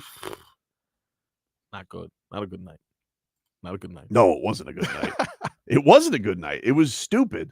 Yeah. It was a stupid thing to have Evander Holyfield at that age go into a boxing ring with a Vitor Belfort, who, by the way, was in very, very good shape, very clearly enhanced by something. And how old was he? Vitor Belfort at the time? Yep. Oh man, Come on. 42. Damn it, dude. I was really hoping for like high 50s. That really would have Vitor's 46 now. I want to say that fight was 4 years ago. that would have drove my point in, dude. Yeah. Oh, let's go out to the Toyota of Hollywood guest line. Shop hundreds of Toyotas indoors in one of America's largest showrooms at Toyota of Hollywood on 441 between Hollywood and Sheridan. This man is making his UFC debut this week. that's and I am right. happy. This man, it's been a long time coming. Michael Venom Page joining us here on the show. We're going to get to see him in person this weekend at UFC 299 at the Kaseya Center, Miami. MVP, thanks for joining us, man. Appreciate you. No problem, man. Thank you for having me. Much appreciated. Michael, look, we're going to get to your fight in just a second, but obviously the news of today, Jake Paul versus Mike Tyson. People are very mad at me today because I think Jake Paul's going to beat him, and it's not because he's not Iron Mike. He's 58 before the fight happens, and I'm worried about him. I don't want him to do this. What do you think? I had seen the same thing this morning, and in my head, I was hoping that it was like a bit of a I don't know, marketing strategy to just they're gonna be doing like random games or something, not an actual fight. But if they are actually having a fight, yeah, you know what, even seeing Mike Tyson recently doing, even with his training and stuff, he still looks unbelievable. He still looks great. It's just not the same, and I don't know why people keep feeding Jake these historical names to just destroy. And it obviously looks great for him. But for me, I don't like it at all. I prefer, I'm not going against Jake at all.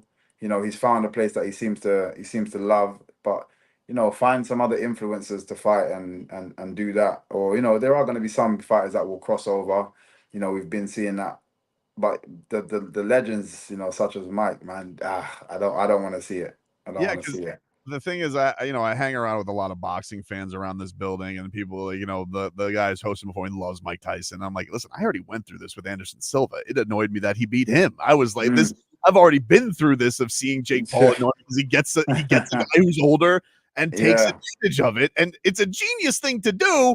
But I think he plays on those emotions. It's a crazy promotion game that he does. Yeah, and that's what I'm saying. He's exceptional at marketing and PR, and like you say, just pushing himself out there, and he seems to just dangle all of these different vines everywhere. There's fishing lines everywhere, and he's just capturing a load of big fish. But yeah, for me, it's more a case of I don't want to see Mike Tyson be hurt in any way due to his age, just for a gimmick fight. You know what I mean? For sure. And it just wouldn't be a good look to have any form of pictures of Mike Tyson, fought like on the floor and Jake Paul standing over him. And again, it's no disrespect to Mike Tyson, as in like I don't believe he could win, because anything can happen. But it just means that anything can happen means that could also be a picture that we end up seeing. So I just wouldn't want to see that. MVP, so excited that you are in the UFC, man. I loved watching you in Bellator for years, but I think as Michael Chandler will tell you, this does feel like a different stage. How excited are you that this is finally happening come Saturday night down here in Miami? Yeah, he's definitely not wrong at all. Coming over, you don't really understand the difference until you experience it. I tapped into it a little bit in years and years ago. My teammate Jimmy Warhead was fighting in Germany, and I was in his corner. And yeah, I was even then I was pretty wild with how organized and just the amount of people on the ground level that are getting stuff done for you. But I feel like they've just gotten better since then. And yeah, experiencing this time around, seriously blown away. People are talking to me. I'm like, what, you guys do that for us as well? Oh, you guys do that? Oh, it's mad. It's mad. So I definitely feel like I'm in the right place. I'm just eager to showcase my skills on Saturday. You are like a video game in there. You seem like you're playing at a different level than everybody else. Are there any nerves? Like, do you have any nerves because you've been fighting for a very long time? But like you said, the different stages, does that make you nervous at all? Have you had to go through any of that this week? You know what? No, not at all, really. When I get closer to the fight, I have this same feeling I have even in the gym. And I don't like to call it nerves because it's a feeling and we associate it to the word nerves. And a lot of people can use it negatively. Or use it, or kind of it works against them. I'm excited. And the reason I say it happens in the gym is because I always have the same thing. My coach will be like, guys, pad up now. We're going to do some sparring. And I need to go to the bathroom. Like, I just straight away, the second he says it, I was fine 2 seconds before. Then he's like, pad up. And all of a sudden I need to run to the bathroom. And it just feels like my body is excited. It's like, okay, let's just get everything out. So there's no problem. So we can, we can go to work. And I perform the same I say 90% of the time I perform exactly the same way, and I think that's the good thing about me is that my consistency in there of being myself, of being that kind of showman. It's not something that I'm having to try hard to do. It's just me. So yeah, I'm just looking forward to it. I'm excited more than I can say nerves. Nerves are not really a word for me. Was there ever a time where you were gonna fight and the routine did not happen and you brought it to the cage? Like, was there ever a time where like the tradition did not go through and you had to think about, oh, I may still have to go in the midst of the fight? Yeah, I think my most difficult time, I had a back and forward PR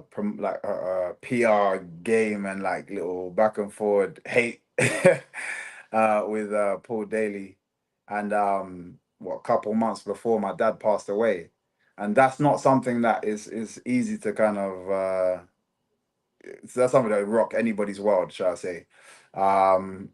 Weirdly enough, I was still able to train, but it was a weird feeling because training was a constant reminder of him because he was my first instructor.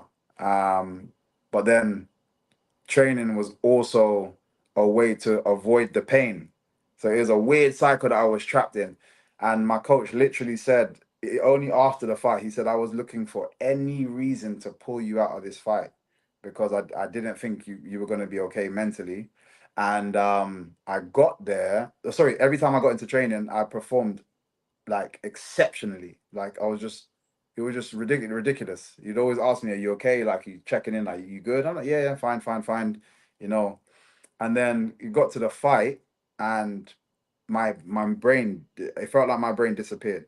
Like I couldn't even, I can't even explain to you the feeling that was.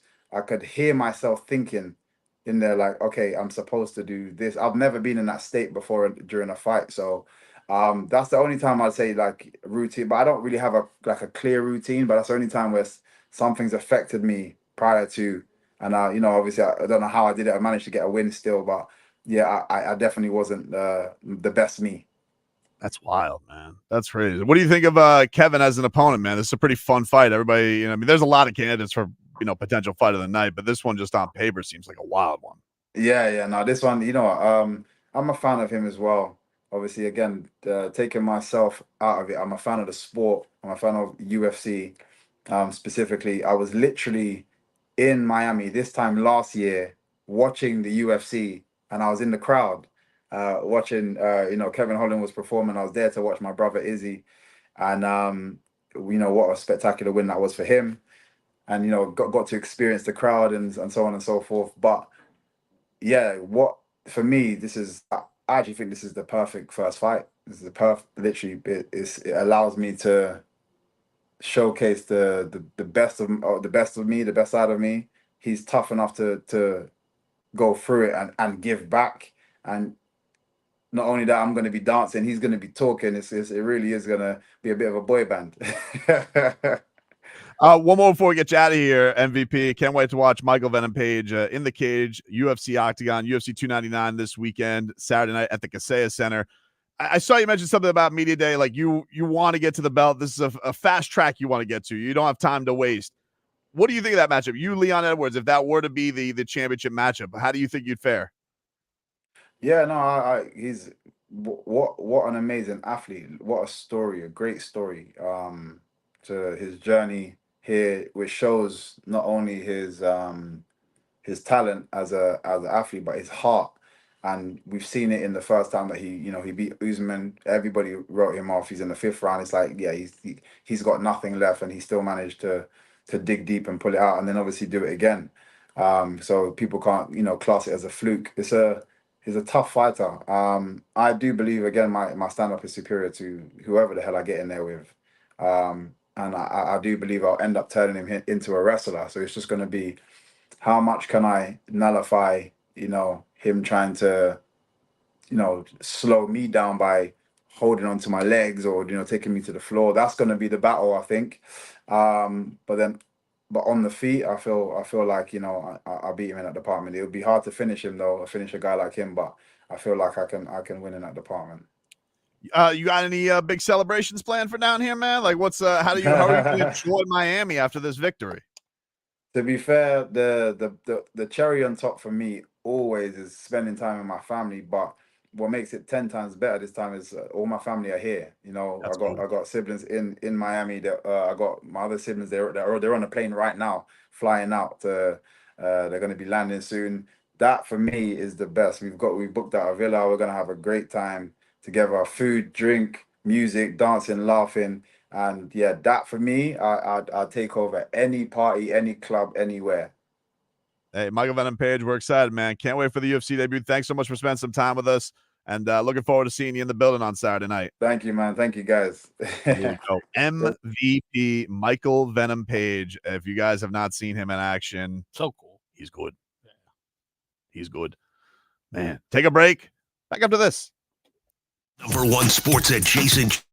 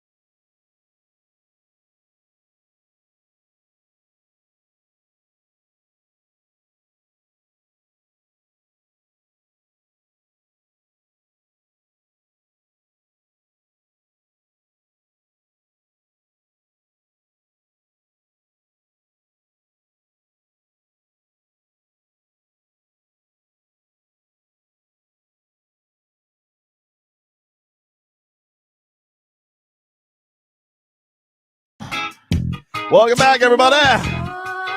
Tobin and Leroy here with you. Oh, thank you, JFig. Let's get to some cat talk here, huh? Brought to us by our friends over at Celsius. Hockey fans, don't sit this one out. When it's game time, make Celsius a part of your play and get that energy up. Game day is fueled by Celsius Essential Energy Drinks, the official energy drink of your Florida Panthers. Oh, wow, you guys both. Look, I gave you my Celsius. You're welcome. Ooh, listen to that fizz. Careful with the board, though. Die. You got a little froggy. And I don't mean that. Hey. Sorry. Hey. Sorry.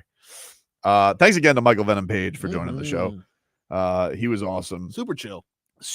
I was UFC PR is like, oh yeah, he's been awesome like all week. Wow. I'm telling you, when they come from Bellator to UFC, dude, they're like different world. Different world. It's like going from Six Flags to Disney. Six Flags is good. Six Flags is good. You know what? It's Disney. funny. I remember going to we went.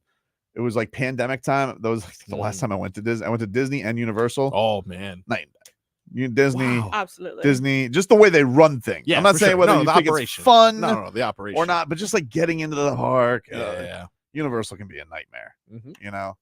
But I have no interest in going to either one anytime. I told my wife after, I'm like, listen, I'm done with theme parks. Yeah. She goes, what do you mean? I'm like ever. I'm No. done. Don't say ever. You know they're building a new one. Where? That's true. You have to see that one. I'm not. No, I'm telling you, the next time I'm going, I know when I'm going. When's my that? son is super excited from Super Mario World. Yeah, That's that's what we're that's talking a about. part of it. When that opens, I'm going. Yeah, for That sure. I'm for sure So going. you got like 2 years. Yeah, but I'm no. I don't. Yeah, that's fair.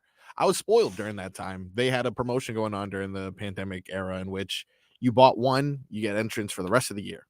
So I'm telling you, I was going crazy times. I was actually an employee by the end of it, based off of how much I was there. Good times. Still waiting on a check though. By the way, it was funny in the midst of that interview, people didn't see, but backstage we had Gilbert Burns. Oh my god, which was like, We were very so I was doing? gonna go like if Gilbert, I don't know if you're here, he's probably doing interviews right now because that's what he's like. This is their allotted time to do interviews. Yeah, but I was like, oh no, Gilbert's there, and like he's our boy. Oh no, But we just had him on, and so I'm like, Can't all let right, him I'm down. gonna do the old switcheroo. I'm gonna do one MVP question, then I'll transition over to Gilbert and just seamlessly like. Because I told them last week, they're like, hey, you want Gilbert on? I'm like, yeah, of course. But we did literally just have him on. Yeah. And so if somebody else wants It him. was a good interview. Yeah, I love Gilbert. We'll have him on whenever. Yep. But I'd be like, if anybody else wants him, like, feel free. Because, like, he's our boy. We'll get him on whenevs. So it was just one of these things where I was like, oh, no. Gilbert Burns is on. So we got to get Gilbert. So I told him, I was like, hey, did you still schedule him with us? Like, what's going on there? And he goes, oh, no, I think we screwed up his schedule. Okay. Man, that So if he really does did scare pop me. back, we'll definitely And say hi to here we Gilbert were again. thinking you were plotting. No, I I really wasn't thought trying you to were, do like dude. the, well, if MVP, if you win, what do you think of Gilbert Burns? He goes, Oh, Gilbert Burns goes. Oh, that would be funny.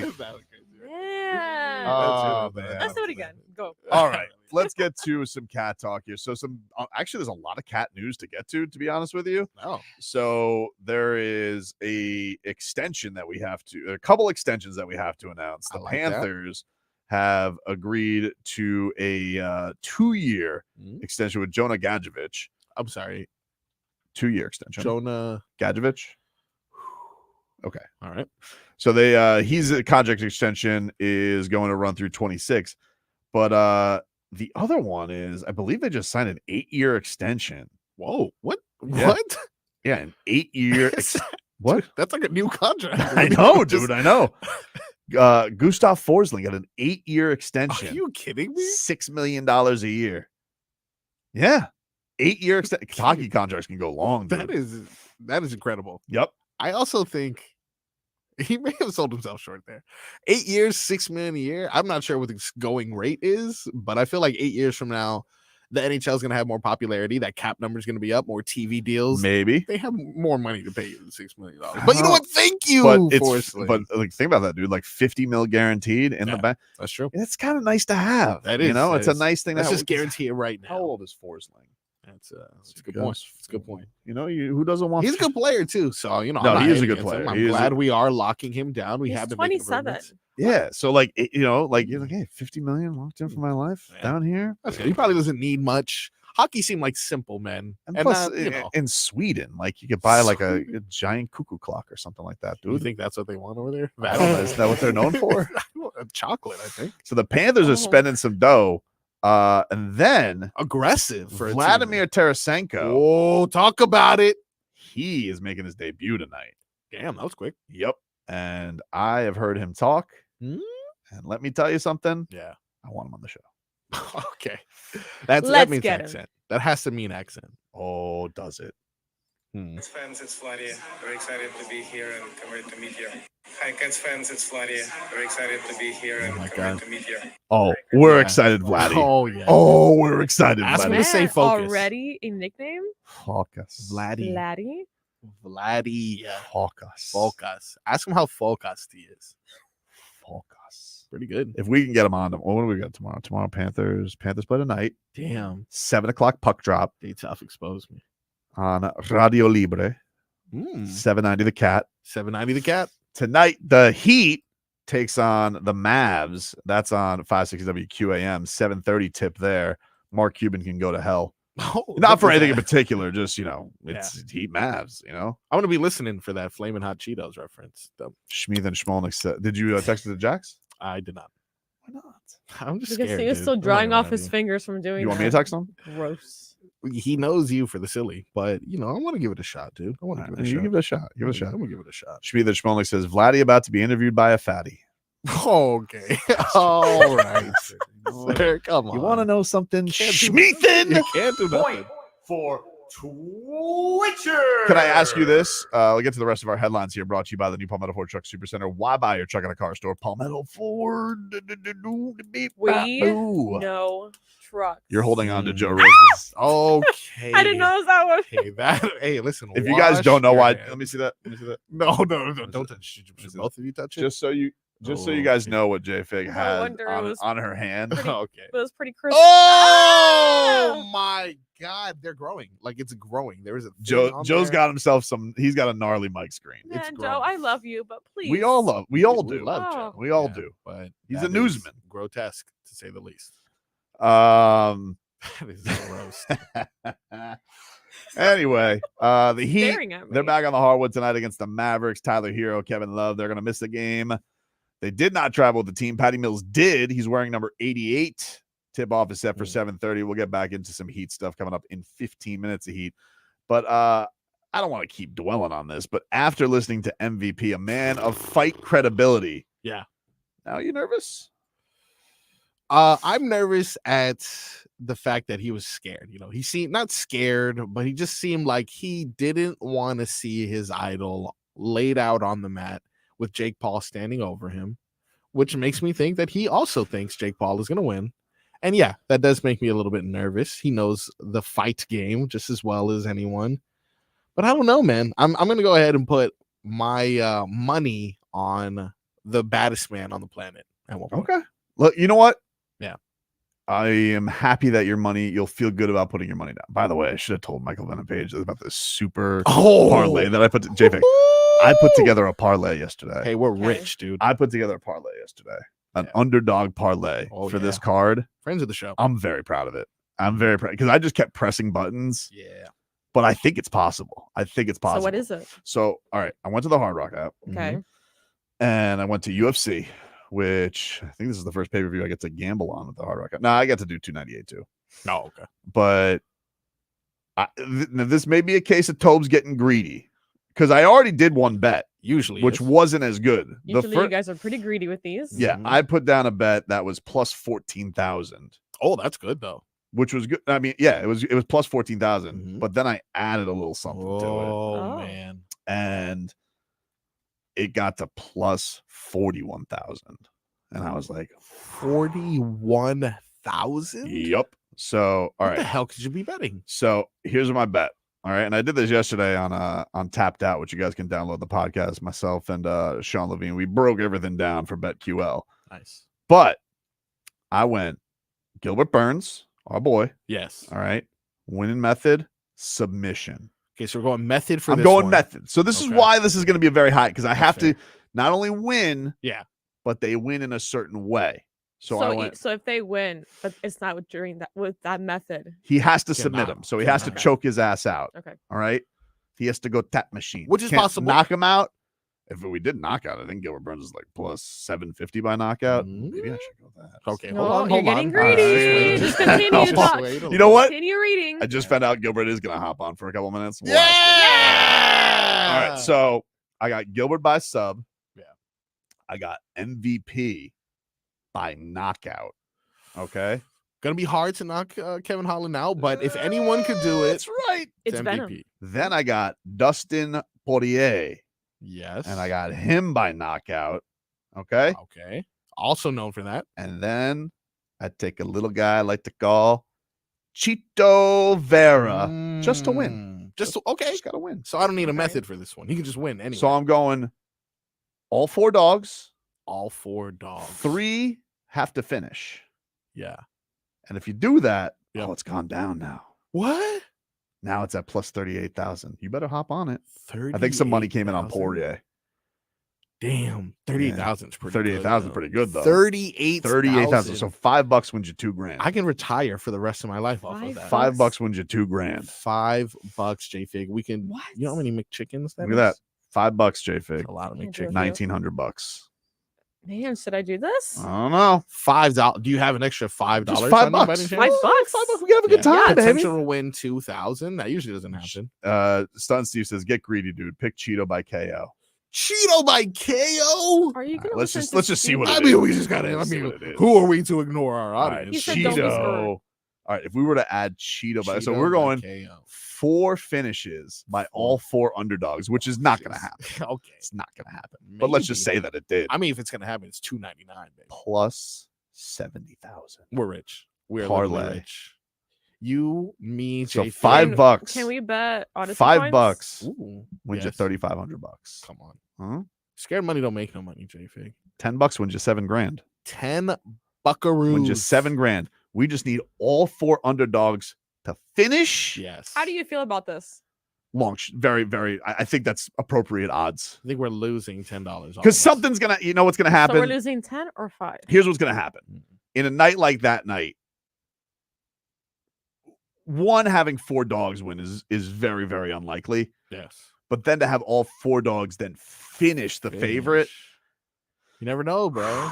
The energy that's going to be in Miami, $2.99. Come on, all the lights. One person's going What's to the harm, right? Like, what's the harm? What's the harm? What's the harm? Just little 5 skis. I love how you guys convince yourselves. Like, what's the harm, right? Like, what's the harm? What's the harm of this thing that's never happened before? And we're What's the harm, dude? Let's just. You know, what I'm gonna be really mad about though. Like, what if Gilbert knocks him out instead of submits him? Hey, we can talk to Gilbert. Right And then now. I could have been like, damn, because if it goes, What what if we you did- ask what him if we what's did- more likely? What if we did Gilbert by knockout? What if we did Gilbert by Guys, we are rich. Hold on. Gilbert? Well, at the end of the $100,000. segment, you guys can write it down for me. And then I'll Gilbert by do it. knockout. Okay, so if we did 100,000. 4 knockouts by all 4 underdogs. Yes. Yep. We're rich. Plus 126,000. We are rich. So $5 wins you $6,000. Come on. All dude. you need is all 4 underdogs to win easy. via finish. Okay, look, we're gonna talk to Gilbert, and But I really do. I'm gonna be honest with you guys. I really do like the dog. The one I'm I honestly do like the dog. the one I'm most iffy on is Cheeto. Gotta be Cheeto. Right. Cheeto. Cheeto, I'm like, in my heart of hearts, I don't really think Cheeto's gonna win Yeah, because it almost has to be a I finish. haven't liked the way Cheeto's fought recently. Yeah. However, it's MMA, baby. It's Yes. MMA. He's already got a win over him. He's Yeah. already got a win over him. Yeah, but to dethrone the champion, you got to do a lot. You gotta gotta- either you like, probably gotta knock him out. You got to knock him out. Maybe that leans into what we're betting here. That's the only way to get it So done. what are we gonna What's do? $5? You What know, is just for a little $5? fun, for history, Just right? a little bit, dude. I'm gonna be mad. Like, why didn't I put 10? Take a break. Back after this. We're gonna be poor. This hour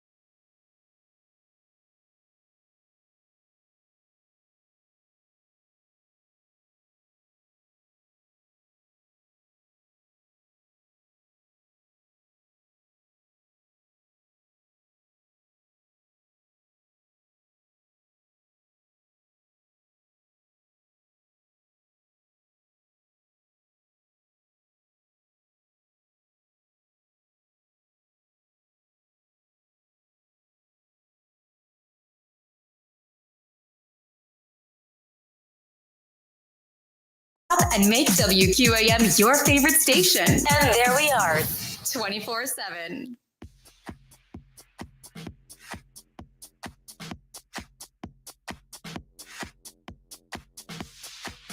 All right, welcome back. Tobin and Leroy here with you. Leroy's out today. It's fight week, UFC 299 down here in Miami. Spoke to this man last week, but he's been like the ambassador of the UFC, welcoming it into South Florida. Let's go out to the Toyota of Hollywood guest line. Shop hundreds of Toyotas indoors in one of America's largest showrooms at Toyota of Hollywood on 441 between Hollywood and Sheridan. Gilbert Burns back with us here on the show. What's going on, Gilbert? How are you, man? Good, my guys. I'm doing good. Cannot wait.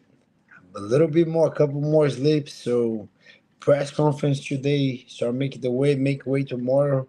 And Saturday we fight, baby. I'm so excited. How was it being at the Heat game the other day, man? That looked really cool. You got to you were like Mr. Media there. You were in the broadcast. I saw you on the TV broadcast with my guy Will, with my guys Tommy Tig. Did you have fun getting a chance to do that? I had fun, bro. It was a nice game.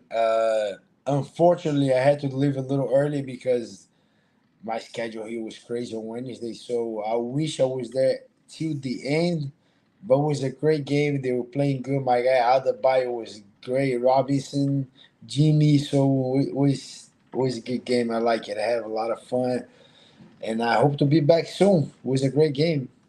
Oh man, it looked cool. They gave you the sweet ass Heat culture jersey. I'm sure your boys were jealous of that. They got crazy. They want to come, but I asked, hey, can you guys get a couple more tickets? But the tickets was what they gave a lot of tickets for the UFC, and they couldn't work. But and then I couldn't take the kids. They were crazy. Why not? I want to go. I like basketball more than you. And then I say, I know, but next time I'll take you guys after the fight. Don't worry. But they were going crazy. How is these last few hours before you got to do weight? You know, are you in the midst of weight cut? You got the weigh in tomorrow morning. Like, how are you feeling in these final hours before you got to hit the scale? I'm feeling great right now. It's a part of the process. Not the best, but not the worst. I don't cut a crazy amount of weight too. It's just so I have a couple more interviews, couple more things here with the UFC. Then at 4:30 or 5, we're leaving to the arena to the press conference. Then when we're back, I'm gonna rest a little bit. By 9:30, I'm gonna show the weight cut. But then I make it super simple. You know, I don't make it crazy. So I'm gonna put sweat, the sauna suit with a lot of sweet sweat on it. I put a couple hoodies. I'm just gonna play training. You know, I'm just gonna have fun with my guys. Guys from the gym is gonna come. Just gonna move around a little bit for like an hour and a half maybe, and then then that's it. I guess that's it for today. Tomorrow we'll do a little hot tub for the last couple pounds. 9 o'clock we're on the scale. We'll make the weight, and then we rest, recover, go to the ceremonial weigh-ins, and Saturday night, you know what happens. Yeah, you're excited. Now, Gilbert, we were talking about this last segment, and that, hypothetically, if Marcos and I were just playing around on the Hard Rock app, hypothetically, if we were playing around on the Hard Rock app and we were picking our boy Gilbert Burns to win, of course, because we think it's ridiculous you're an underdog. So we're just going to take the money and run. It's good for us. But theoretically, do you feeling choking this guy out? Are we feeling a little knockout? How do you feel JDM is going to go down theoretically? How would you figure that's going to go down? Theoretically, of course. I'm putting this guy out. I don't know how. I don't know. Sorry. No, that's fine. I don't know. But I got a couple submissions that if I go for it, it's going to work. You know, like I'm going to give you guys like my best submissions, right? And then you guys pick. But armbar is my number one. If I get on the armbar, I'm getting Kimura. And then a real naked choke. That's a good one that I do too. Or arm triangle. We got that arm triangle on Magny pretty recently. Triangle. So those four are like money. You know, if I get there, I might take it. But I don't know. Very hard to predict. I'm not on that prediction level yet. I need to get on that level. You know, I'm just making sure everything is super sharp, and whatever he gives to me, I'll pull it out. But nah, it's hard for me to do the prediction. I understand. Listen, Write we'll, that down, though. we, Write that we down. got that. We Write got that that, down. Marcos. Write We that got that down. going. Write that down. Because I remember you saying after the Magny fight, you said like you wanted to get a little bit more back into your submission. That's your, you came up. Yeah. You're one of the best BJJ guys in the world. Like, when do you have a sense taking on a guy? I don't know what Jack's submission game is like, but when do you have a sense like, man, I got a real advantage here, and that's when I want to attack it in a fight? Does it take a round? Does it take seconds into a fight? When do you know you can really attack a weakness?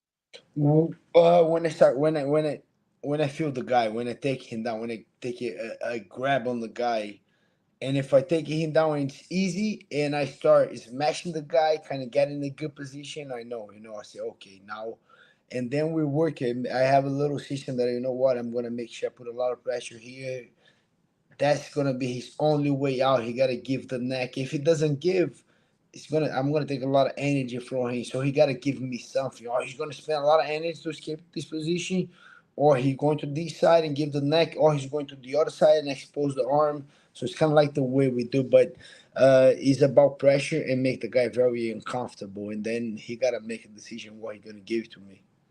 Man, we can't wait to watch you in action, man. UFC 299 live on ESPN Plus pay-per-view. If you're not going to be in the building at the Casella Center, our boy Gilbert Burns is taking on Jack Della Maddalena. Hey, best of luck, man. I know you got a busy day ahead of you, so thanks for giving us some time, and we're rooting for you. For sure. Look what I got. Look at that. Look at that. Oh, my God. Those are some fire shoes. Look at those. Got the skyline. Wow. It's a homecoming. Crazy, Gotta look. right? You got it. Look the other one. The other one is the Brazilian part. Look at that. Oh man, come on. You got to be looking forward to this reaction, Gilbert. Like you mentioned last time it sucked because it was Masvidal, so it was his. But like you got to be looking forward to the hero's welcome for the crowd pop. For sure, 100%. I'm feed for that, So cannot wait to see the fans out there, the family. Yeah, I'm fired up for this fight. Hey, best of luck, man. Thanks so much for giving us time. You're awesome, man, and best of luck this week. All right. Thank you, guys. Appreciate you guys. Take it easy. There you go, Gilbert Darino Burns. Legend, dude. The best. Did you write that down? The submissions, his go-to submissions? Of course. Are you changing things up? Are we now we have to. I don't know. I don't know. He kind of, I got to be honest with you, he kind of sounds like he wants to put his lights out. Like my first read was, I want to put him out. When you say put him out. When he said put him out, that's what I thought. Yeah, that's what I thought. That was his natural reaction. Before he thought about it, the first thing he said he was wants to go in there. He wants to throw some hands. Okay. All right. Which is plus 750. Okay, dude. Are we getting greedy?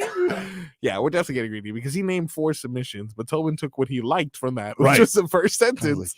He said put him He said out. put him out, though, dude. He didn't even remember his most recent submission, which was an arm triangle against Neil Magny. And so I was just thinking to myself, well, man, maybe he wants to get into a little because it's Jack Della Maddalena. He ain't been in there with a guy like Gilbert. He ain't been in there with that's what I'm just like. Here's my theory on all of this stuff, right?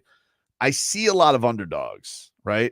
Yeah. And I'm just like, I don't know if I'm ready to put these young generations with these guys yet. And I'm sorry, if you're going to give me them at this kind of value, I'm going to have some fun and I'm going to put them together and I'm going to see what happens. And maybe I'll end up looking a fool.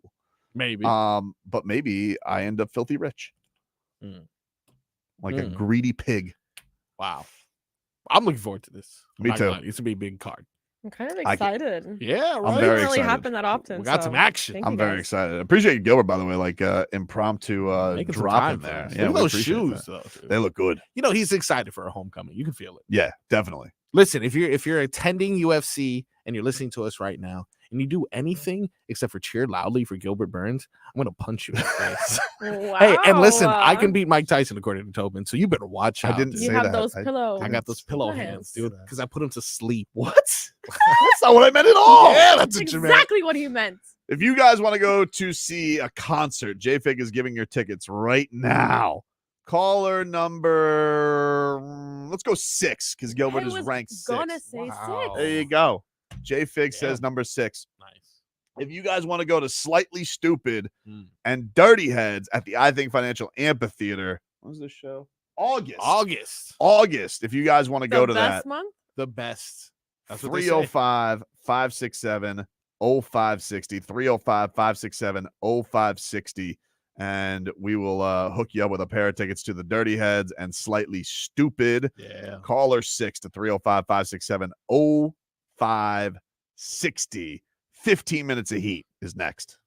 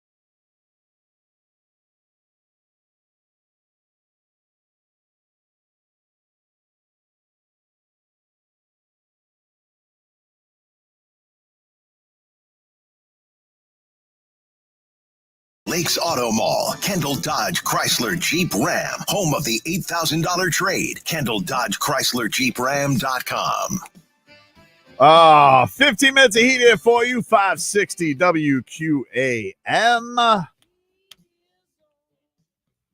Dade South says in our chat, he says, wasting this man's time. He has weight to cut. But does sound like a submission. I'm not gonna lie to you. He named 4 different submissions, and somehow from that, you're like, I think he wants to knock them out. Too greedy. It's too greedy. Yeah, you saw that $118,000 potential. Got you thinking different. It does. It does. I really cannot wait. I cannot wait for Saturday night. I'm excited about it. But I cannot wait for tonight. Yeah. The Miami Heat taking on the Dallas Mavericks tonight. No Tyler Hero. No Kevin Love, as they are. Love. He is. They both have foot injuries. Kevin Love a heel, and Tyler Hero a foot injury. Looking at the injury report, Luka is day to day, but he's probable tonight for the Heat. So we should see Luka in action. I love watching Luka versus Bam. I think it's a fun defensive match. It won't be all game, but the possessions that it happens. Can't wait for that. Can't wait for him versus Jimmy. That'll be a really fun match. Hey, can you get a couple of sound bites, Marcos? I don't know if you have it ready, but can you get Kendrick Perkins and that guy who I've had enough of, JJ Redick? They've both had some heat takes, which look, I've told you guys already. The bums won't talk about it, but now all of a sudden the bums want to talk about it, and it's like, you had your chance. I don't want you to talk about it now. You should have talked about it at the beginning because you wrote us off, you ignored us, and now all of a sudden, here's the thing: everybody is looking for who's going to knock off the Celtics, and nobody really thinks anybody but the Heat can do it. Nobody really thinks the Bucks can do it. Nobody really thinks the Cavs can do it. Nobody thinks the Knicks can do it. The Heat have to save the NBA. So if we're gonna save the NBA from the Sully and Murphs, they have to think who is a rightful, deserving foe of the Boston Celtics. And so, of course, it's the Miami Heat. Like, who else would you pick in a situation like this? And the Miami Heat are going to come here these next couple of road games. They're going to clobber the Mavericks. They're going to embarrass the Thunder. Chet Holmgren's going to be looking for his binky and his mama after Bam gets done with him. Oh, Chet. SGA is just going to get, he's going to think to himself, yeah, exactly. And so I'm just excited about it. I'm excited about it because all of a sudden Kendrick Perkins, who is like, trade Jimmy Butler.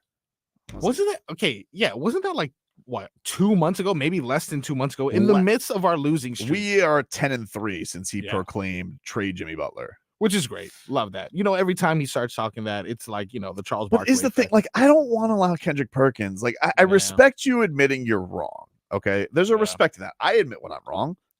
Well, what do you mean? I don't think this. No. I admit when I'm wrong. I mean, you can say. I mean, they call me accountable, Tobes. And one thing you could rest assured, I admit when I'm wrong. And Kendrick Perkins, there is a respect factor in. Hey, I'm gonna say I bleeped up and shouldn't have said that Jimmy Butler, the Heat should trade Jimmy Butler because he's the best. Jimmy Butler is amazing. So you think that no matter what, even though he simply said we should blow up the Miami Heat team like a month and a half ago, you're just gonna forgive him because he's understands his mistakes? Let's hear him. I mean, I saw the tweet yesterday. I have not heard the sound in its full, but I saw him begging for forgiveness. And do like a little begging. We're a merciful people, the Heat Nation. We're a merciful people. And so if Kendrick Perkins did it right, maybe we'll allow him to do the whole dem goons thing, which is I know he's dying to do it. So I will listen to his case and we will determine whether or not we forgive Perk for his crimes. Go ahead. Give me a slap across the head. Oh, wow. But anyway, look, I deserve that. You know why? Because when the Miami Heat was struggling, enjoyed that that's so okay. much. That's fine. No, when the Miami Heat was struggling, I was like, you know what? It's time to trade Jimmy. And you did say that for that. Because when the time is right, they always step up to the plate. And now they're playing playoff type basketball, and it's the culture once again. Yes, Jimmy is out there doing what he does best, but I look at what Bam is providing on both ends of the floor, the growth of the young players coming into the system, and right now this team is playing agenda-free. Guys are playing with, within the team, and when I look at this team, I'm like, man, not only do I know, but the rest of the Eastern Conference know that we don't want to see the Miami Heat. Wow. Okay. Strong. I am a fan of strong penance, physical violence to make up for He took a things. slap upside the head. Took a from slap. Richard Jefferson. Because he understands how idiotic the take was to get rid of Jimmy Butler. That's a good start. It's a good start. It sounded very sincere. Yeah. He seems we're playing agenda free. Yep. And he seems that he knows he erred in his ways. Absolutely. And Kendrick Perkins wants forgiveness for erring in his ways. Okay. I mean, it's a start. I'm not going to It was forgive him. you know what? necessarily. I would say it was a good attempt. But the damage is done, my friend. No, welcome it back, Kendrick Perkins. Sorry, dude. You had your chance. And what did you do? You not only didn't believe in us, Kendrick Perkins, but you took Jimmy Butler from us. You took him from us, and you tried to trade him elsewhere. That's right. And you want us? I will never forgive you for that. Okay? Damn. So you just sit up there, and you pick another Eastern Conference team. Pick them. Pick the Magic. Why don't you call them them goons from Disney? Why don't you do that? Oh, boy. Why don't you do that, Kendrick Perkins? Because you're not welcome here anymore, okay? Crazy. You traded Jimmy Butler, and now you have to live with it. I don't care if Kendrick Perkins, if you took a slap upside the head from Richard Jefferson. I don't care if Richard Jefferson kicks you in the nuts. Damage is done. You're unforgiven, and the damage is done, my friend. Damage is He done, my looked inside friend. that camera too. Yo, on a Thursday. That's Damage is scary. done on a Thursday. Yeah. Sorry. Sorry. Nice try. Yeah. Nice try. Wow. Nice try. What a swerve. Thought we were on the road to I've been in a forgiveness. very good mood today. You know, at first we had that beautiful British accent with Michael Venom Page. Very true. charming. MVP. Charming. Very charming. Very Charming. Yep. Then we got a new Russian on the Panthers. Oh, that's charming. right. Vladdy. Can't wait to Charming. have him on the show. You know? Yep. Then we had Gilbert Burns, nicest man in sports. Friend of the show. I was in a great mood. Nice shoes. And then Kendrick Perkins came along Mm. and he tried to answer for his crimes. Too little, too late. The Perk. problem is office hours are closed. Perk. Damn, at noon. Office. I'm out to lunch. Sorry. Okay. Yeah. What was it making? sound? He's not taking any more calls. Try, wait. That's it. Oh, Oh, yep. You want me to? All right. Out to lunch. sorry, Perk. That's fair. We know who you are. Okay. You won a championship with the Celtics, dude. Nice try. Nice try. Yeah, dude. that's true. Nice At the end of the try. day. All right. A wolf in sheep's clothing. Damn. You think I'm gonna fall for this? Like you won't turn like that all of a sudden. I know you're- told you we should have traded Jimmy Butler.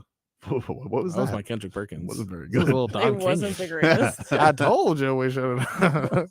Did not tell you. I don't know what you're doing. Didn't I tell you? Let me hear from another person who has a Heat opinion. His name is JJ Redick. who I'm a little through with, but like let's hear what he has to Oh, say. you on and the DJ Miami. Redick. I hate the Another Heat. one. That's what DJ Redick. They are very dangerous. And look, everybody's going to talk about the Milwaukee Bucks and the run they've been on, the Boston Celtics and the run they've been on.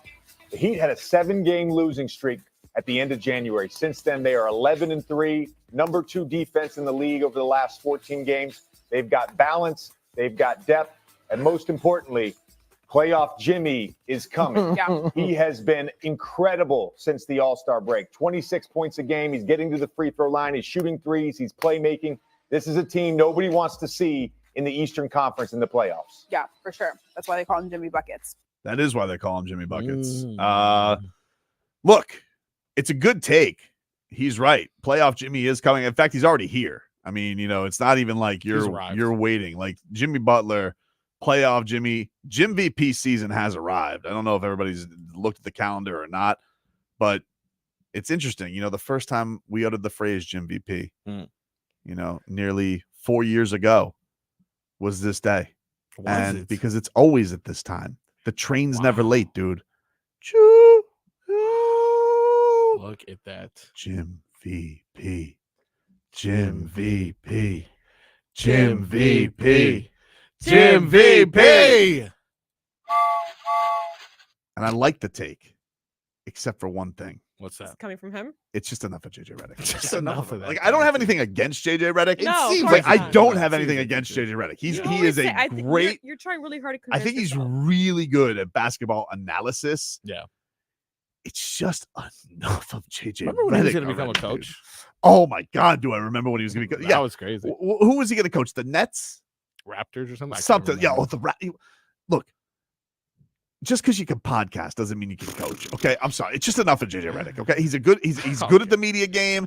He's very charming. You know, it's great that he doesn't like to live in hot take world. But it's enough of him already. I mean, like, really, the only person who I mean, I've been more overexposed to than JJ Redick has been Pat McAfee. Oh my Get him God. off my television. Does he have And it's sleeves? nothing against Pat McAfee. I really have nothing, but it's just enough of them already. He has Like, sleeves now. I just, I have nothing against these individuals. Okay, it's just enough of them already. And so, it's nice of JJ Redick to acknowledge that Jimmy Butler has arrived because he's right. Yep. But it's just enough of JJ Redick. I can't. Whoa. Why don't you just change the channel then, so you don't see his face anymore? I'm going to. that's Usually, in 'Cause this you hour, say I that, like but putting you on keep the watching. news and I That's like true, putting that's on true. NFL Network. Dr. You know? Phil usually around this time. Too. Yeah. Yeah. Remember when Dr. Phil was It's talking to enough Jason for Kelsey? JJ Redick. Almost as good as my Kendrick Perkins impression. I like it sounds as Marcus's Perkins sounds like he says, "Howdy, boy, Bam out of the bayou. howdy, boy." It's the same. Oh That's a man, good Kendrick Perkins. Right? Nick T says Tobin lives in hot cake world. Oh man, That sounds like a very happy Sounds- place that to sounds be really in. like a molten lava cake. What was the name of the menu? The Heat Cake Factory. Heat Cake Factory. Oh, the Heat Cake Factory. Lowry. That's No, Spo's not menu, that. dude. Yeah. That is Spo's menu. He's got it all put together. Pretty good. But Kendrick Perkins, like, it was a good attempt. I'll give him points for effort. Yep. But took physical harm. Sorry. Damage is done. Damage is done, my friend. Stunt Steve says that Tobin, that Perk is as better flip flopper as Tobin is. That's ridiculous. Man, I tell you what, people have been comparing you to a lot of Boston media members as of recent. I don't like it. And quite frankly, it's ridiculous. Actually- I don't flip flop. I'm very, very set in my ways. I mean, Well, I think if I'm You not would disagree that I'm not set in my ways? kind of bold. What Yeah, I would okay, disagree what with do that. I flip flop over? Well, What's yes. the last Literally thing? everything. Like what? Well, give me one. Why are you laughing? You know, because I want it's to know true. because you're Because smiling you at know me. I it's want to know what true. you're laughing at. You laugh first. Well, No, I didn't. yesterday you said that you admitted that you wrongfully declared this Jaime Jaquez team, that he's finally getting back to being himself again, Mhm. and now you declared this Duncan Robinson's team. I didn't say that. I think you said that. No, I didn't say that. I'm I almost didn't say positive that. you What said I that. said was, Yeah. is that it's Duncan Robinson as the third best player on this team. I know I declared it Jaime Jaquez's team when they were Now I went struggling. back to Jimmy. And it will be his team one day. Will He's be just not ready yet. So that's kind of the definition of flip flopping. It's not flip flopping. It's just it's an early You went back to forecast. Jimmy. So you're admitting you're wrong then about I Jaime wouldn't say Jaquez. wrong. I will be right. Okay. Oh, so, he- I so it's will be pen- right. It's pending. I will be right. Okay. It will be Jaime Jaquez's team one day. This take is pending. apparently. One day. Okay. One day, but not now. Right now, He just it's Jimmy's team. invented a new one. This is good. I will be right. He one will day. be right. I That's will so be. toxic. I will be right one day. It says you waved your hand in front of Nikola Jovic in disgust. Like, I don't recall that. I don't remember. Yeah, no. It's I don't- okay if you don't. He's got I don't the remember. video. But Because what I there's do, always visuals. what I do recall is nobody was on Nikola Jovic's bandwagon before me. I built the bandwagon. Okay, you can't keep doing that. No, I mean nobody was. This is your tactic here. Be the first one there, so that when your rat's off a ship, you can be like, "Well, I was here first." Well, of course. Do you know what that If you is? build the ship, Yeah. then you have to deal with the rats. Okay. Okay. Yeah, that's fair. If a party time, like, hey, the party's at 3:00, right? Really, people show up 3:30, 4. They stay for a couple hours. Party's 3:00. Tobin's there at 2:59. so that when everyone shows up at 4, he's like, I'm in here for an hour already. I'm going to get out. Here's the thing. I'm You gone. guys like to call flip. I call it accountability. I can't be here and be a serious basketball sports media mind, boots on the ground, if I'm not going to call it like I see it. Okay. Yeah. But sometimes, you know, you got to know the line of that you have to dance. And Kendrick Perkins went too far. I know the line that I have to be on for something like this. For example, you know, everybody who's like ready to throw Tyler Hero off the team. I think these people are ingrate morons. Okay. Stop it. Okay. I do. I don't like what they're doing, to be honest with you. And here's the other thing that's silly about it. You guys think that Eric Spoelstra is bullied by his paycheck? You know, I'm seeing people, he won't make the move because they've invested too much in Tyler Hero. You think Spo gives a... Let me ask you something, guys. You familiar how much Duncan Robinson makes? $70 million. Makes a lot of money. $90 million. Yeah. That keeps Spo from playing an undrafted guy who made peanuts in front of him? No, Max Strus took his role. Certainly didn't. You guys familiar when Deion Waiters and James Johnson were locked in for 4-year contracts? Yep. You know how many coaches' decisions, DNPs those guys got? A lot of them. Hassan Whiteside, when Spo was done, Spo was done. So can you guys trust the head coach a little bit with what he's going to do with Tyler Hero, who I don't think deserves to be like benched or cast off? I'm telling you right now, the coach has the pulse of it. He'll do what he deems right, and we'll be all right. So because you want to us know to why? trust Spo? Trust Spo. Trust Weren't you Spo. trying to trade him to Portland or something? That was 4 years ago, JFig. 4 years And it ago. was a theory. Portland. You don't have all the details on that. Portland. Seems like it's yesterday. Sportland was because Brad Stevens had gotten bumped up from head coach to GM. president of the Celtics because he couldn't stomach the ins and outs of winning and losing as a head coach. He's not built like that. And it just made one wonder if Spo would ever want to venture into something like that. That's all it was. It made was one. It was a radio hypothetical. It was literally a you. radio You were that hypothetical. one. No, it was. That's not true. That's not true. Because That Skolnick. was- No. I talked and then Skolnick. You threw were Skolnick under the bus. fine. Right after I had that take, all of a sudden I got Yeah, stuck a Skolnick out nerve there. there. And Skolnick's like, the Blazers would be interested in that. Oh, get So outta here. I don't want to hear that nothing happened from that. It definitely was a thing. You And started. You were the secondly- one that And started. secondly, You I was sparked it. hold on. The thing you also forget about it is we were keeping Chris Quinn and we were getting Dame Dollar in this situation. Mm. And I'm talking Dame Dollar before he was washed. You called Spo a fat cat a month ago, according to That's not what I said. You did say That's he was a fat not cat. what I said. Say one I may just- say. He wanted like an overpaid. What was it? I just asked when they were struggling. I asked. Oh, so many stipulations to all these Well, takes. What does that mean? This was 4 years ago. I was Yeah, just no, no. asking. This was You're a hypothetical. flip-flopping. I'll be right eventually. You guys want to sit here and you want to judge me for all my takes. I'm on the radio 4 hours a day, 5 days a here it week. goes. Okay? You're a So different he's a person victim. every hour. Now he's a different person.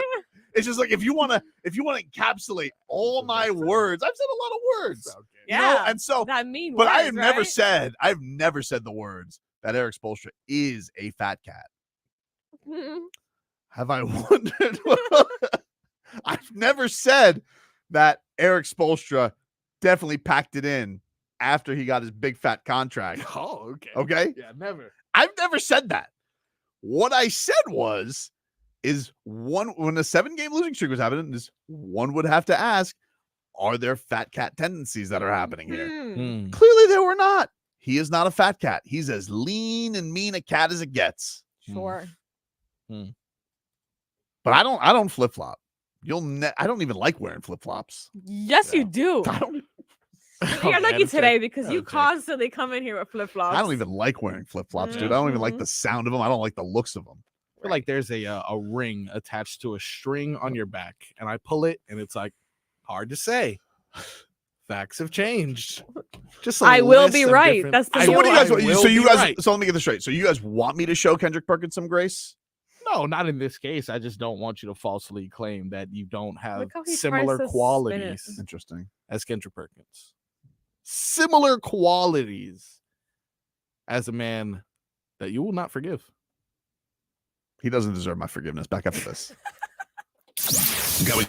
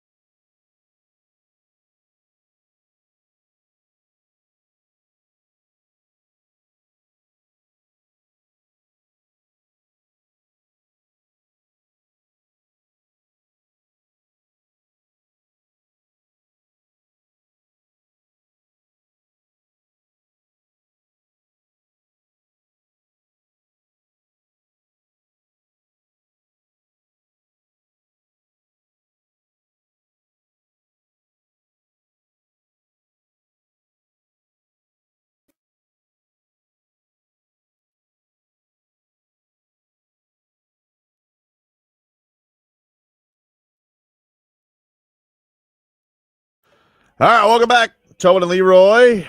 Final hour of the show. Let's get to our headlines. Brought to you by the new Palmetto Ford Truck Supercenter. Why buy your truck at a car store? Palmetto Ford. We know trucks. Did you guys see Drake Maye, top QB prospect, took exception to what Chris Sims' QB list?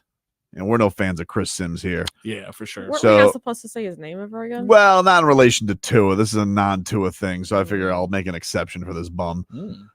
So he has Chris Sims 2024 NFL Draft rankings, top 6 QB prospects. All right? righty, let's hear it. So he has tier 1. Yep. And then puts, Why does he do these tiers? I don't know. Forget it. He goes tier 1, a class of his own, Caleb Williams. All right. Yeah, emphasis on tiers with that one. Tier 2, number 1 in other years, Jayden Daniels. Okay. All right. Then he puts tier 3, franchise starting QBs. Okay. Bo Nix. Okay. Michael Penix Jr. JJ McCarthy. And then tier 4, he puts talented project Drake Maye. Huh. So Drake Maye, bottom of those tiers. Bottom of the tiers, 0. Yeah. You're last in line there. Wow. He Drake Maye hit him with the laughing, crying emojis, which basically I think he's not really finding it funny. I think he thinks this guy's a bum. It's a laughable statement, essentially. Yep. But I mean, is it necessarily wrong? I don't know. I've seen Drake Maye pretty high in a lot of these drafts. Yeah, I would put him above JJ McCarthy, but I think a lot of those quarterbacks. Depends if he goes to the Patriots. If he's a Patriots, it's obviously a bum. Yeah, for sure. Absolutely. But anyone in the division. Right. Anybody. If Caleb Williams goes there, crybaby, you know. Crybaby bum. Yeah. I think if Caleb Williams ends up on the Patriots, yeah, we throw pacifiers on the field when he comes here. Oh, that's good. Go cry to your mama. Anyway, let's get to some more stuff here. Cry to your mama. Jesus. No one is saved on the show. The Inter Miami update is brought to you by Kettle One. Kettle One vodka made to cocktail. Nice. Inter Miami takes on Nashville SC tonight in the man. first leg of the Conch Shell Champions Cup. Round of 16. Kickoff is set for 9 o'clock for the Golden Conch Shell. Hey, soccer fans, if you're listening, I apologize What? on behalf So do I. of him. That's what it's called. The CONCACAF. Is Yes. what you're talking about. The conch. That's not a conch shell? Not a conch shell. Nope. You ever have a conch shell, dude? You ever have a conch from like yeah. you know, like you go to one of those like a Senor Frogs and they'll go like crack it there for you? You realize he doesn't like any of that. Yeah, no, stuff, I right? haven't done that. Oh, you haven't? I know. Even that at your you know. restaurant, Senor Frog. That's funny to you, JFig. That's funny. That was funny. No, I haven't. Although it is all the rage when you get off the boat in the Bahamas. Everyone's Yes, trying to get some. everyone's trying to get there. You get people making bad decisions, dancing on stage, drinking those giant daiquiris. Absolutely. Yep. Meanwhile, Jake Paul and Mike Tyson have announced this morning that they are going to fight each other in a boxing match, AT&T Stadium on July 20th. Yes. And Jake Paul has confirmed. He says this is not pay-per-view. If you have Netflix, nice. you get the fight. I think this is going to change the fight game. Really? Yeah, I think more money because as right now, streaming services don't really pour into these big events. Not right? really. I mean, they have DAZN. DAZN tried this where you buy DAZN they're and you're going to liars, get pay-per-view worthy fights, and they were rats off a ship that like right as the pandemic hit. Yeah. First of all, it was $10 a month, and then like the fastest price hike in the history, like 3 months later, $20. $20. You're gonna double, dude, for DAZN. And then they're like, well, now it's DAZN plus you got to pay pay-per-views. I'm like, all right, DAZN, enough of you. Enough. I'll tell you what, these streaming services get a little cutesy. Not gonna lie to you. Yeah, they get a little full of themselves. Well, you know what? They actually do, because if you have Netflix with the ads, what? some stuff are locked. Netflix. You're with not the able to ads? watch certain things if you have ads. Yeah. Oh my god, poor. So I'm thinking, would you be able to watch this if you have the ads? Netflix with the ads? I doubt it. I mean, you can't even watch television without commercials. That's a good question. I don't. Well, they'll probably put ads in the fight. You know. But you can't do that like in between rounds. Oh, they do it for regular fights on TV. They do. You know, Oh, like a ESPN, like and a stuff? UFC or a boxing match. They'll do commercial breaks, or they'll do the thing where they play the commercial but keep the fight Oh, I on. gotcha, Didn't they have recently at an award show also that had commercials? I don't know. Yeah. And I well, was wait, doesn't watching it, every and then I award forgot Netflix about had an award show. Yeah. Oh, that's right. Yeah, but it was like one of these big ones. The Hmm. SAG Awards, I think it was. Oh, wow. Mm-hmm. I was unaware of that. Meanwhile, Panthers, they take on the Flyers tonight, 7:00. What's the SAG Awards? New Panthers winger Vladimir Tarasenko making his debut tonight. Nice. We found out he has an amazing Russian accent. I am very excited about this. He's The gonna be Heat. starting, you think? No, I don't think so. I think he'll probably be. A lot of people are saying like he's going to go to the second line. Nice. But like, yeah, it's the absolute sniper that the Cats have bagged. You got a rotation player for a couple picks late in the season. That's pretty good. Heat, they're back on the hardwood tonight against the Mavericks. Tyler Hero and Kevin Love, they're going to miss the game. Patty Mills did travel. They tweeted out a picture of him yesterday. And they got a road back-to-back. This and then OKC tomorrow. Tip-off set for 7:30. It's a national TV game. I believe Harlan's on the call, though. Love Kevin Harlan. Oh, he's good luck down here. He is. He's good vibes. So I'm very excited about this.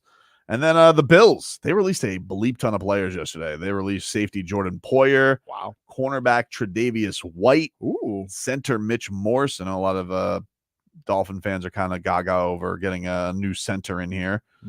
Robert Hunt, he was working at the Finns facility yesterday, pending free agent. So people took that as some good news. I don't think that means anything. Oh. But I guess his door officially isn't closed because he could get in the facility. These But damn doors. Xavien Howard's door is closed. If you guys that's missed it, you have Xavien Howard this morning on the Joe Rose show. This has made headlines today because Chris Greer, he said the door was open. Liar. And Xavien Howard disagreed on the position of the door. By the way, I know you got injured at the end of the year. So Chris Greer did say, hey, I just want everybody to know the door is open potentially. Do you see yourself potentially coming back, obviously at the right price? Could you see yourself still coming back and playing for the Dolphins, or have you kind of like, nah, it's probably time to move on? That door is closed. I'm sorry. That's so brutal. I didn't hear that. I did not hear that at all, though. But I know that door is closed, though. You know what I love about X? Wow. I like that he says that door is closed. I'm sorry. You know, he apologized to the Dolphin fan that was holding out hope. It was sweet of him because he was like, that door is closed. I'm sorry. He's directly talking to me. I'm sorry that Chris Greer is a liar on this, but that's not true. I haven't heard that. You heard that? I didn't hear that. That hurts. I think what he heard from Chris Greer was, don't let the door hit you where the good Lord split you. Although you did mention a couple names from the Bills. I mean, Tre'Davious White, you said he's available, huh? He's available. Okay. A lot of safeties available, a lot of DBs available, a lot of running backs available. Legarius Sneed available in Kansas City? Well, he's franchised. He's franchised. So you gotta give up something to get him. So it's not like you can get Legarius Sneed on the cheap skis. But that was odd that they had Legarius Sneed tied to the Dolphins. Yeah. Kind of feels like the Dolphins are going to go. They're going to try and sink or swim with Cam Smith, it would think. I'll tell you one thing, though. I saw a picture of Kader Kohu yesterday with his shirt off. Yeah. And, man, dude looks in fantastic shape this offseason. Crazy, I don't know if he always looks like that with his shirt off, but this was like one of those pics. He was with Tua's trainer, Nick Hicks. Oh, okay. And that dude had like a 12-pack. I was like, Jesus, Kader. I mean, he's rich enough to get the proper people around him since he won the lottery. He's not. He's still an undrafted. No. What? It's not the kind of lottery he won. You idiot. You should change the name. We'll take a break. Mix things up coming up next. WQAM broadcast.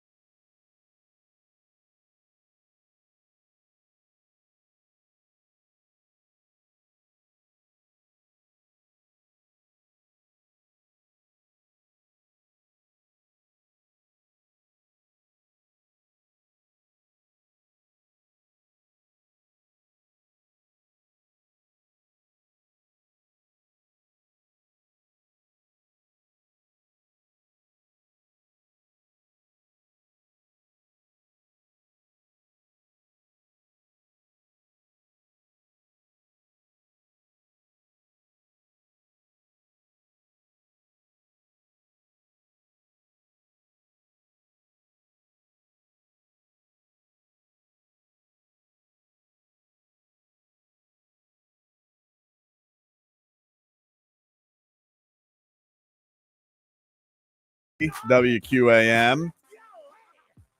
Take you up until 2 here on the program. You know, JFig, she's mad at you, Marcos. Me specifically. Yeah, because you didn't mix it on up earlier. And she said, hey, how come we haven't mixed it on up? Yeah, what's wrong with you? Damn. The Mixed Bag is brought to you by Broward Health. Well into your future.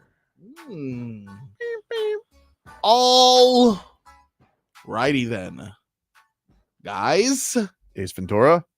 JFig. Yeah? Did you guys hear about LeBron James and his injury? I saw he tweaked an ankle, huh? Little tweaky. They blew a big lead yesterday to the Kings. They did indeed. They did indeed. I saw some memes going around with Sabonis on vacation with his little baby, and they put Anthony Davis' face over that. Did they? Yeah. That's funny. Sabonis is always very fun. Is it not like always a classic meme is when you make an athlete the other athlete's child. Yeah, never I not love funny. it. It's never not funny.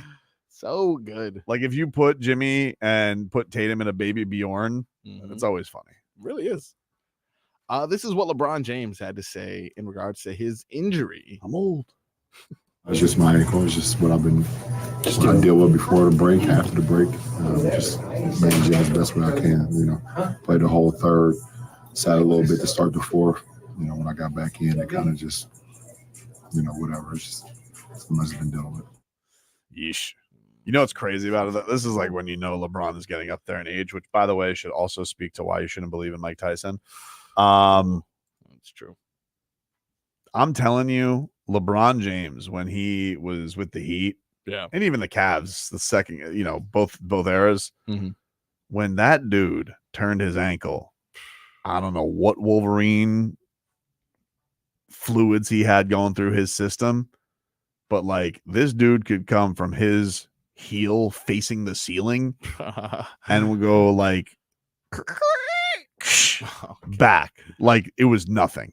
It was insane. Like LeBron James, you hurt his ankle when he was in his prime and didn't matter. Like he, you know, like what happened to Jimmy Butler last year in the playoffs with Josh Hart. Yeah, wouldn't affect it. Be like an itch to LeBron James. This is ridiculous how much.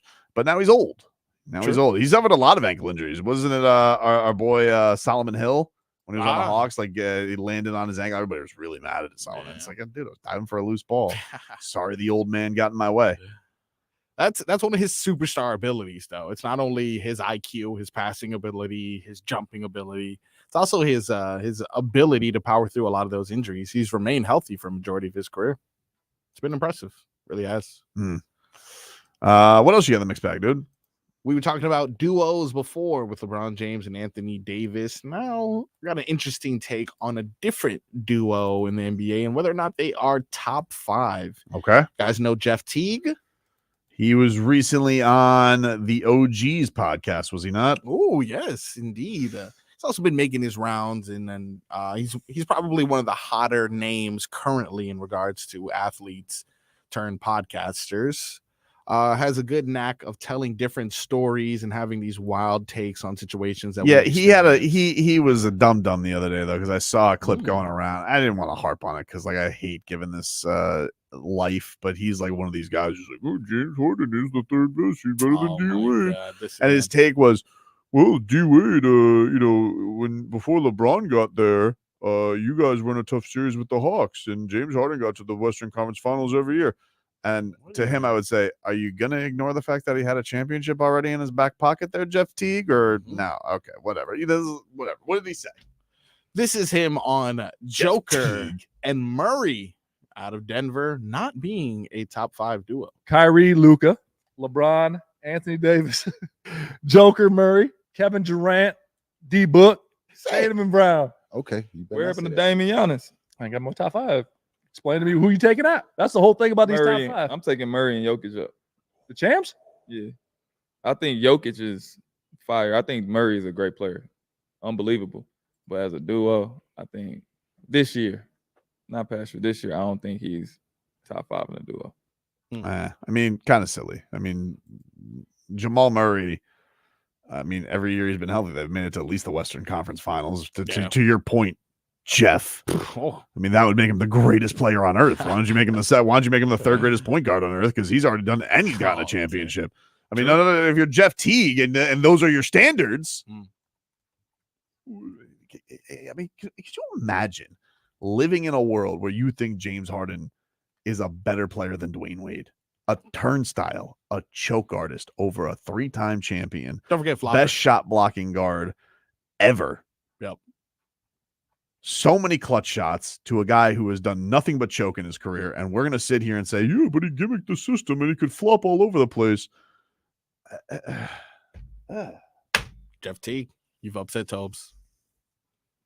Why does Jeff Teague get a podcast? Oh, I mean, honestly, does everybody need a podcast? That's fair. Can we have a cutoff of some people having a podcast? Like the Dolphins long snapper has a podcast. Does he? Like, does he need a podcast? What is it called?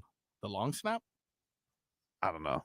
Duncan, is he ever going to come back with the long shot? No, because he's cool now. He doesn't need a podcast because he's not following that JJ Redick's path anymore. He's followed his own path, Dunkyard Dog's path. Wow. That's why he's Flamin Hot Cheetos and not Lay's anymore. Please don't. You know what Duncan Robinson hits? What's that? Flamin Hot Fritos. Whoa! JFig? That's a point. Come on. I'll give it to you. Thank you. Whoa! Point for Tobin. What else you got, Marcos? With my web feet, they call me Flamin Hot 3-toe. No. All right. That's a -1. Come on. Tough crowd. -1. No, if we call you anything, it's you're Flaming Hot Cheetos. Damn, he's good. He is good. It's 2 points. Point for Tobin.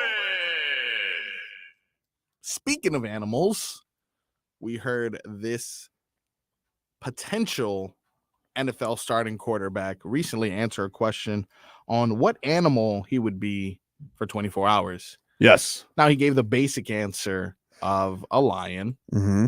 And here's another basic answer from him on whether or not he could play for Tom Brady's former team. Yeah, it'll be dope. Obviously, growing up and seeing what Tom Brady did there, 6 Super Bowls, that's tough to live up to, but it'll be dope to come in there and, see the success they had and help them get back on that track. All right. Didn't realize I was going to hate Jayden Daniels as well. It's okay, though. I'm okay. I don't feel that same fear of New England as I did before. It's a new era. It's a new New England, if you will. Whether they have Jayden Daniels or Mac Jones, they're still bums, dude. I wonder where Mac Jones is going to end up. You ever think about that? Yeah, me Foods. neither. Most likely Whole Foods. You think Mac Jones will be in the league this year? Like someone will take a flyer on him, right? Like some of those quarterbacks from that court, like Zach Wilson. Is Zach Wilson going to take a flyer on Zach? Everyone always takes a flyer on the former first-round pick, right? Yeah, for sure. Someone takes a flyer on him. Mac Jones will find a job somewhere. Maybe. Will he? Washington? You know what he should do because he's used to it? Yeah. He should be Tua's backup again. Oh. So you take him over Mike White? No, I never. Oh, no, you I just I just wanted to mess with him. Okay. He can be Tua's water boy. Whoa. No, I don't want to get rid of even though I wish Mike White no success. Yeah, Still. huh? Okay. Yeah, I wish him no success. But what if like Tua does sustain an injury and Mike White is forced to well, then I'll have to change my opinion of that. Obviously I'll root for him, but so you currently admit. at this point, I wish him no success. So easy for you to flop. Mm-hmm. But it's not flip. Like the facts have changed in that regard, because But Tua's that's hurt. why the whole Facts have changed. discussion There came goes. out that why would you wish him no success when Because why would I want him to have success? I don't want him to play. but what if You don't want him what to if play. it calls to where he has to? Well, look, if he gets to that point, I will root for him. But at this time, Jennifer, I wish him no success. I don't want to project any karma of him having success because I don't want but him you're to still play. projecting karma on him No. if you're saying that. No, Yeah. people think no. Yeah. See, here's the thing. If you don't donate, did you take money from charity? No. I just didn't give money to charity. Okay, this is not a great way to spin this. I don't like it. No, it's just, but you understand what I'm saying, right? Like it's not like if I walked by, like in Home Alone, remember Sticky Bandits? I do remember when he Sticky reached into the Bandits. Salvation Sticky Army jar Bandits. and he Yeah. stole all those coins. yeah. That's taking from charity. But if you just walked by the Salvation Army can, Hmm. that's not stealing from charity. You just didn't give.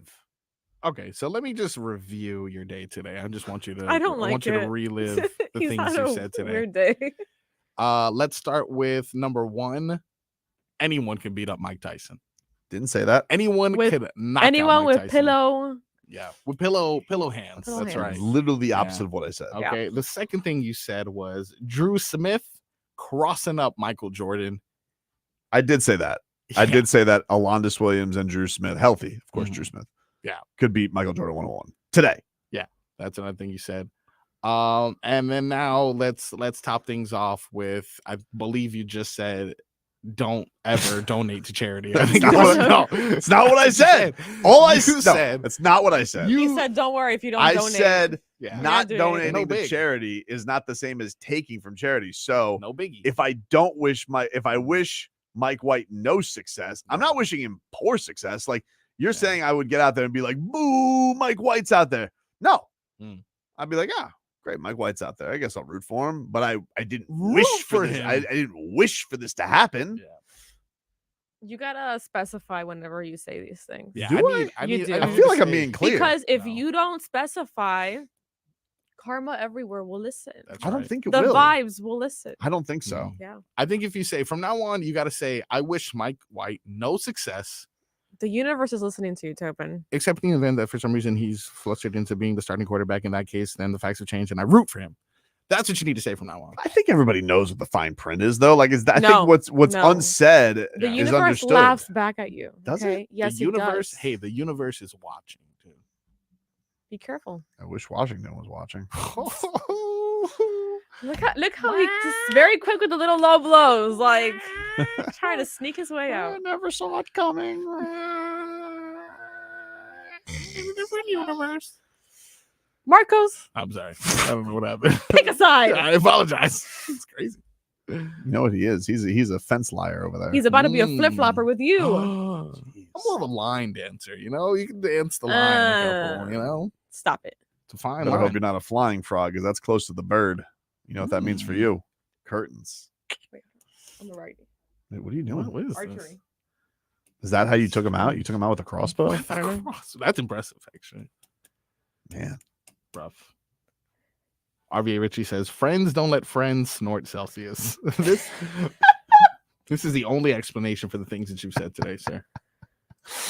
Oh, man. I'll tell you what, though. Nothing hurts as much as your Jake Paul take.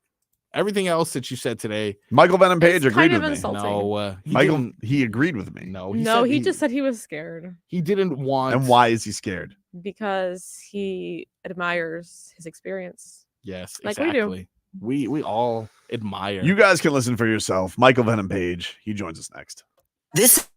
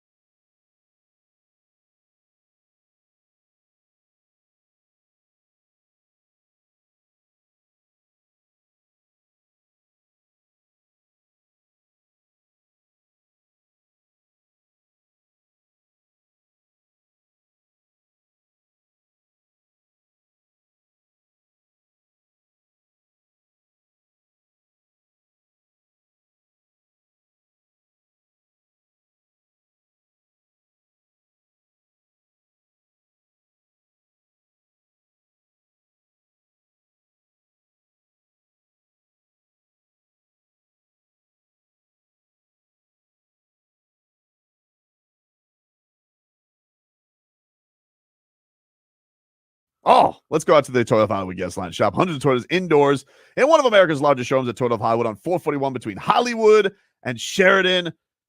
This man is making his UFC debut this week, and I am happy. This man, it's been a long time coming. Michael Venom Page joining us here on the show. We are going to get to see him in person this weekend at UFC 299 at the Kaseya Center, Miami.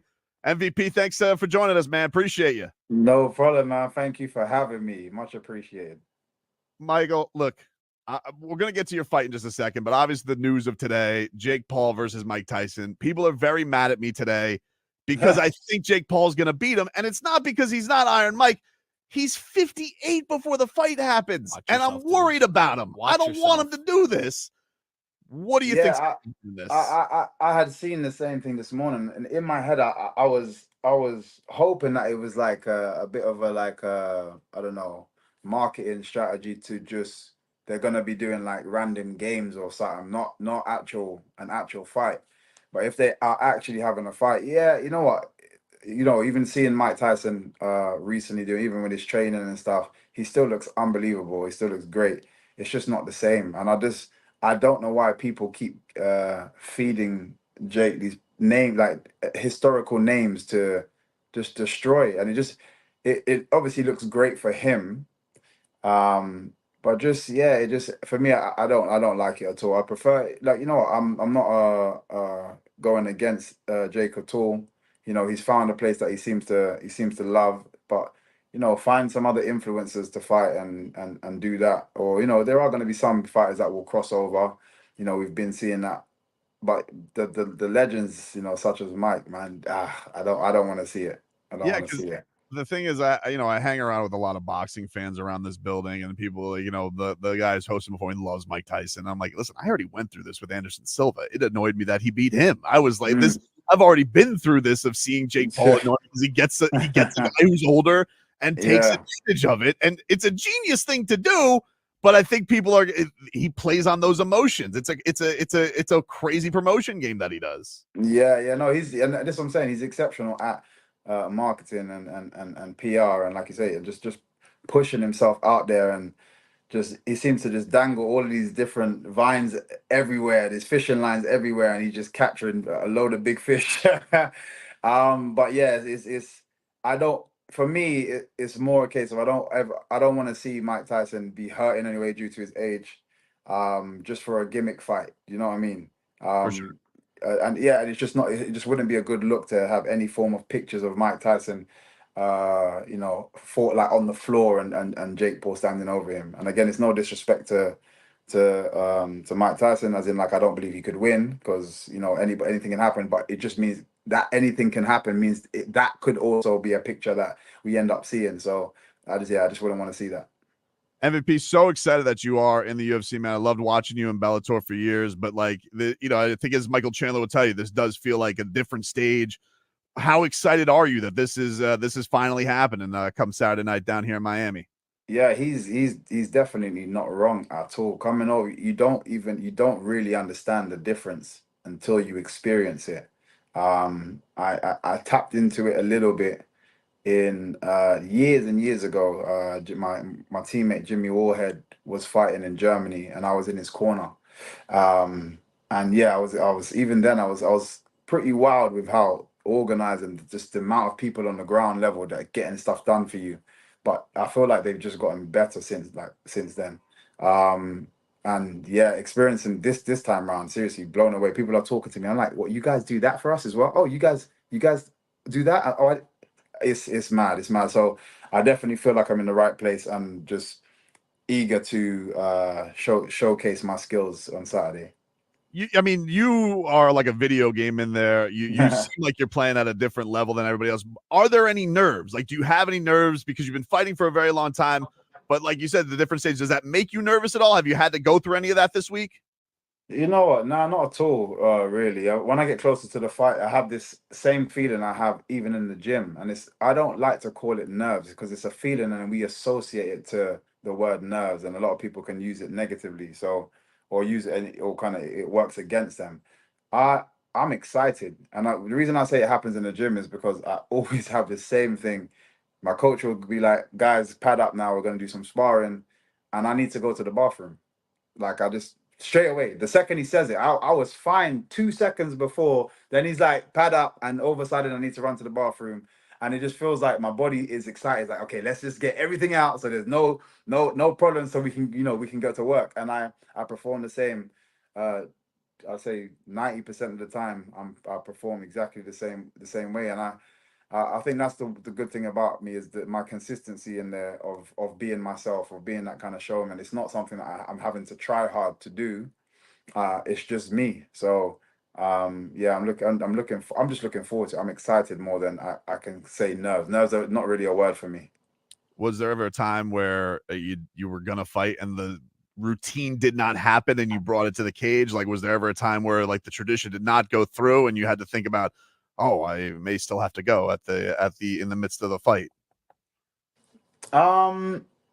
Yeah, I think my most difficult time, I had a back and forward PR game and like little back and forward hate with Paul Daly, and a couple months before my dad passed away, and that's not something that is easy to kind of that's something that rock anybody's world, shall I say. Weirdly enough, I was still able to train, but it was a weird feeling because training was a constant reminder of him because he was my first instructor. But then training was also a way to avoid the pain. So it was a weird cycle that I was trapped in. And my coach literally said, only after the fight, he said, I was looking for any reason to pull you out of this fight because I didn't think you were going to be okay mentally. And I got there. Sorry, every time I got into training, I performed like exceptionally. Like it was just ridiculous. You'd always ask me, are you okay? Like, you checking in, like, you good? I'm like, yeah, fine. And then you got to the fight and my brain, it felt like my brain disappeared. Like I can't even explain to you the feeling that was. I could hear myself thinking in there, like, okay, I'm supposed to do this. I've never been in that state before during a fight. So that's the only time I'd say like routine, but I don't really have a clear routine, but that's the only time where something's affected me prior to, and obviously I don't know how I did it. I managed to get a win still, but yeah, I definitely wasn't the best me. That's wild, man. That's crazy. What do you think of Kevin as an opponent, man? This is a pretty fun fight. Everybody, I mean, there's a lot of candidates for, potential fight of the night, but this one just on paper seems like a wild one. Yeah. No, this one, I'm a fan of him as well. Obviously, again, taking myself out of it, I'm a fan of the sport. I'm a fan of UFC specifically. I was literally in Miami this time last year watching the UFC, and I was in the crowd watching. Kevin Holland was performing. I was there to watch my brother Izzy, and what a spectacular win that was for him. And got to experience the crowd and so on and so forth. But yeah, for me, I actually think this is the perfect first fight. This is the literally, it allows me to showcase the best of me, the best side of me. He's tough enough to go through it and give back. And not only that, I'm going to be dancing. He's going to be talking. It really is going to be a bit of a boy band. One more before we get you out of here, MVP. Can't wait to watch Michael Venom Page in the cage, UFC Octagon, UFC 299 this weekend, Saturday night at the Kaseya Center. I saw you mention something about Media Day, like you want to get to the belt. This is a fast track you want to get to. You don't have time to waste. What do you think of that matchup? You, Leon Edwards, if that were to be the championship matchup, how do you think you'd fare? Yeah, no, he's what an amazing athlete. What a story, a great story to his journey here, which shows not only his talent as an athlete, but his heart. And we've seen it in the first time that he beat Usman. Everybody wrote him off. He's in the 5th round. It's like, yeah, he's got nothing left, and he still managed to dig deep and pull it out, and then obviously do it again. So people can't class it as a fluke. He's a tough fighter. I do believe, again, my stand-up is superior to whoever the hell I get in there with. And I do believe I'll end up turning him into a wrestler. So it's just going to be, how much can I nullify, him trying to slow me down by holding onto my legs or taking me to the floor. That's going to be the battle, I think. But on the feet, I feel like I beat him in that department. It would be hard to finish him though, finish a guy like him. But I feel like I can win in that department. You got any big celebrations planned for down here, man? Like, how are you going to enjoy Miami after this victory? To be fair, the cherry on top for me always is spending time with my family. But what makes it 10 times better this time is all my family are here. I got siblings in Miami. I got my other siblings. They're on a plane right now, flying out. They're going to be landing soon. That for me is the best. We booked out a villa. We're going to have a great time together. Food, drink, music, dancing, laughing. And yeah, that for me, I'd take over any party, any club, anywhere. Hey, Michael Venom Page, we're excited, man. Can't wait for the UFC debut. Thanks so much for spending some time with us, and looking forward to seeing you in the building on Saturday night. Thank you, man. Thank you, guys. There you go.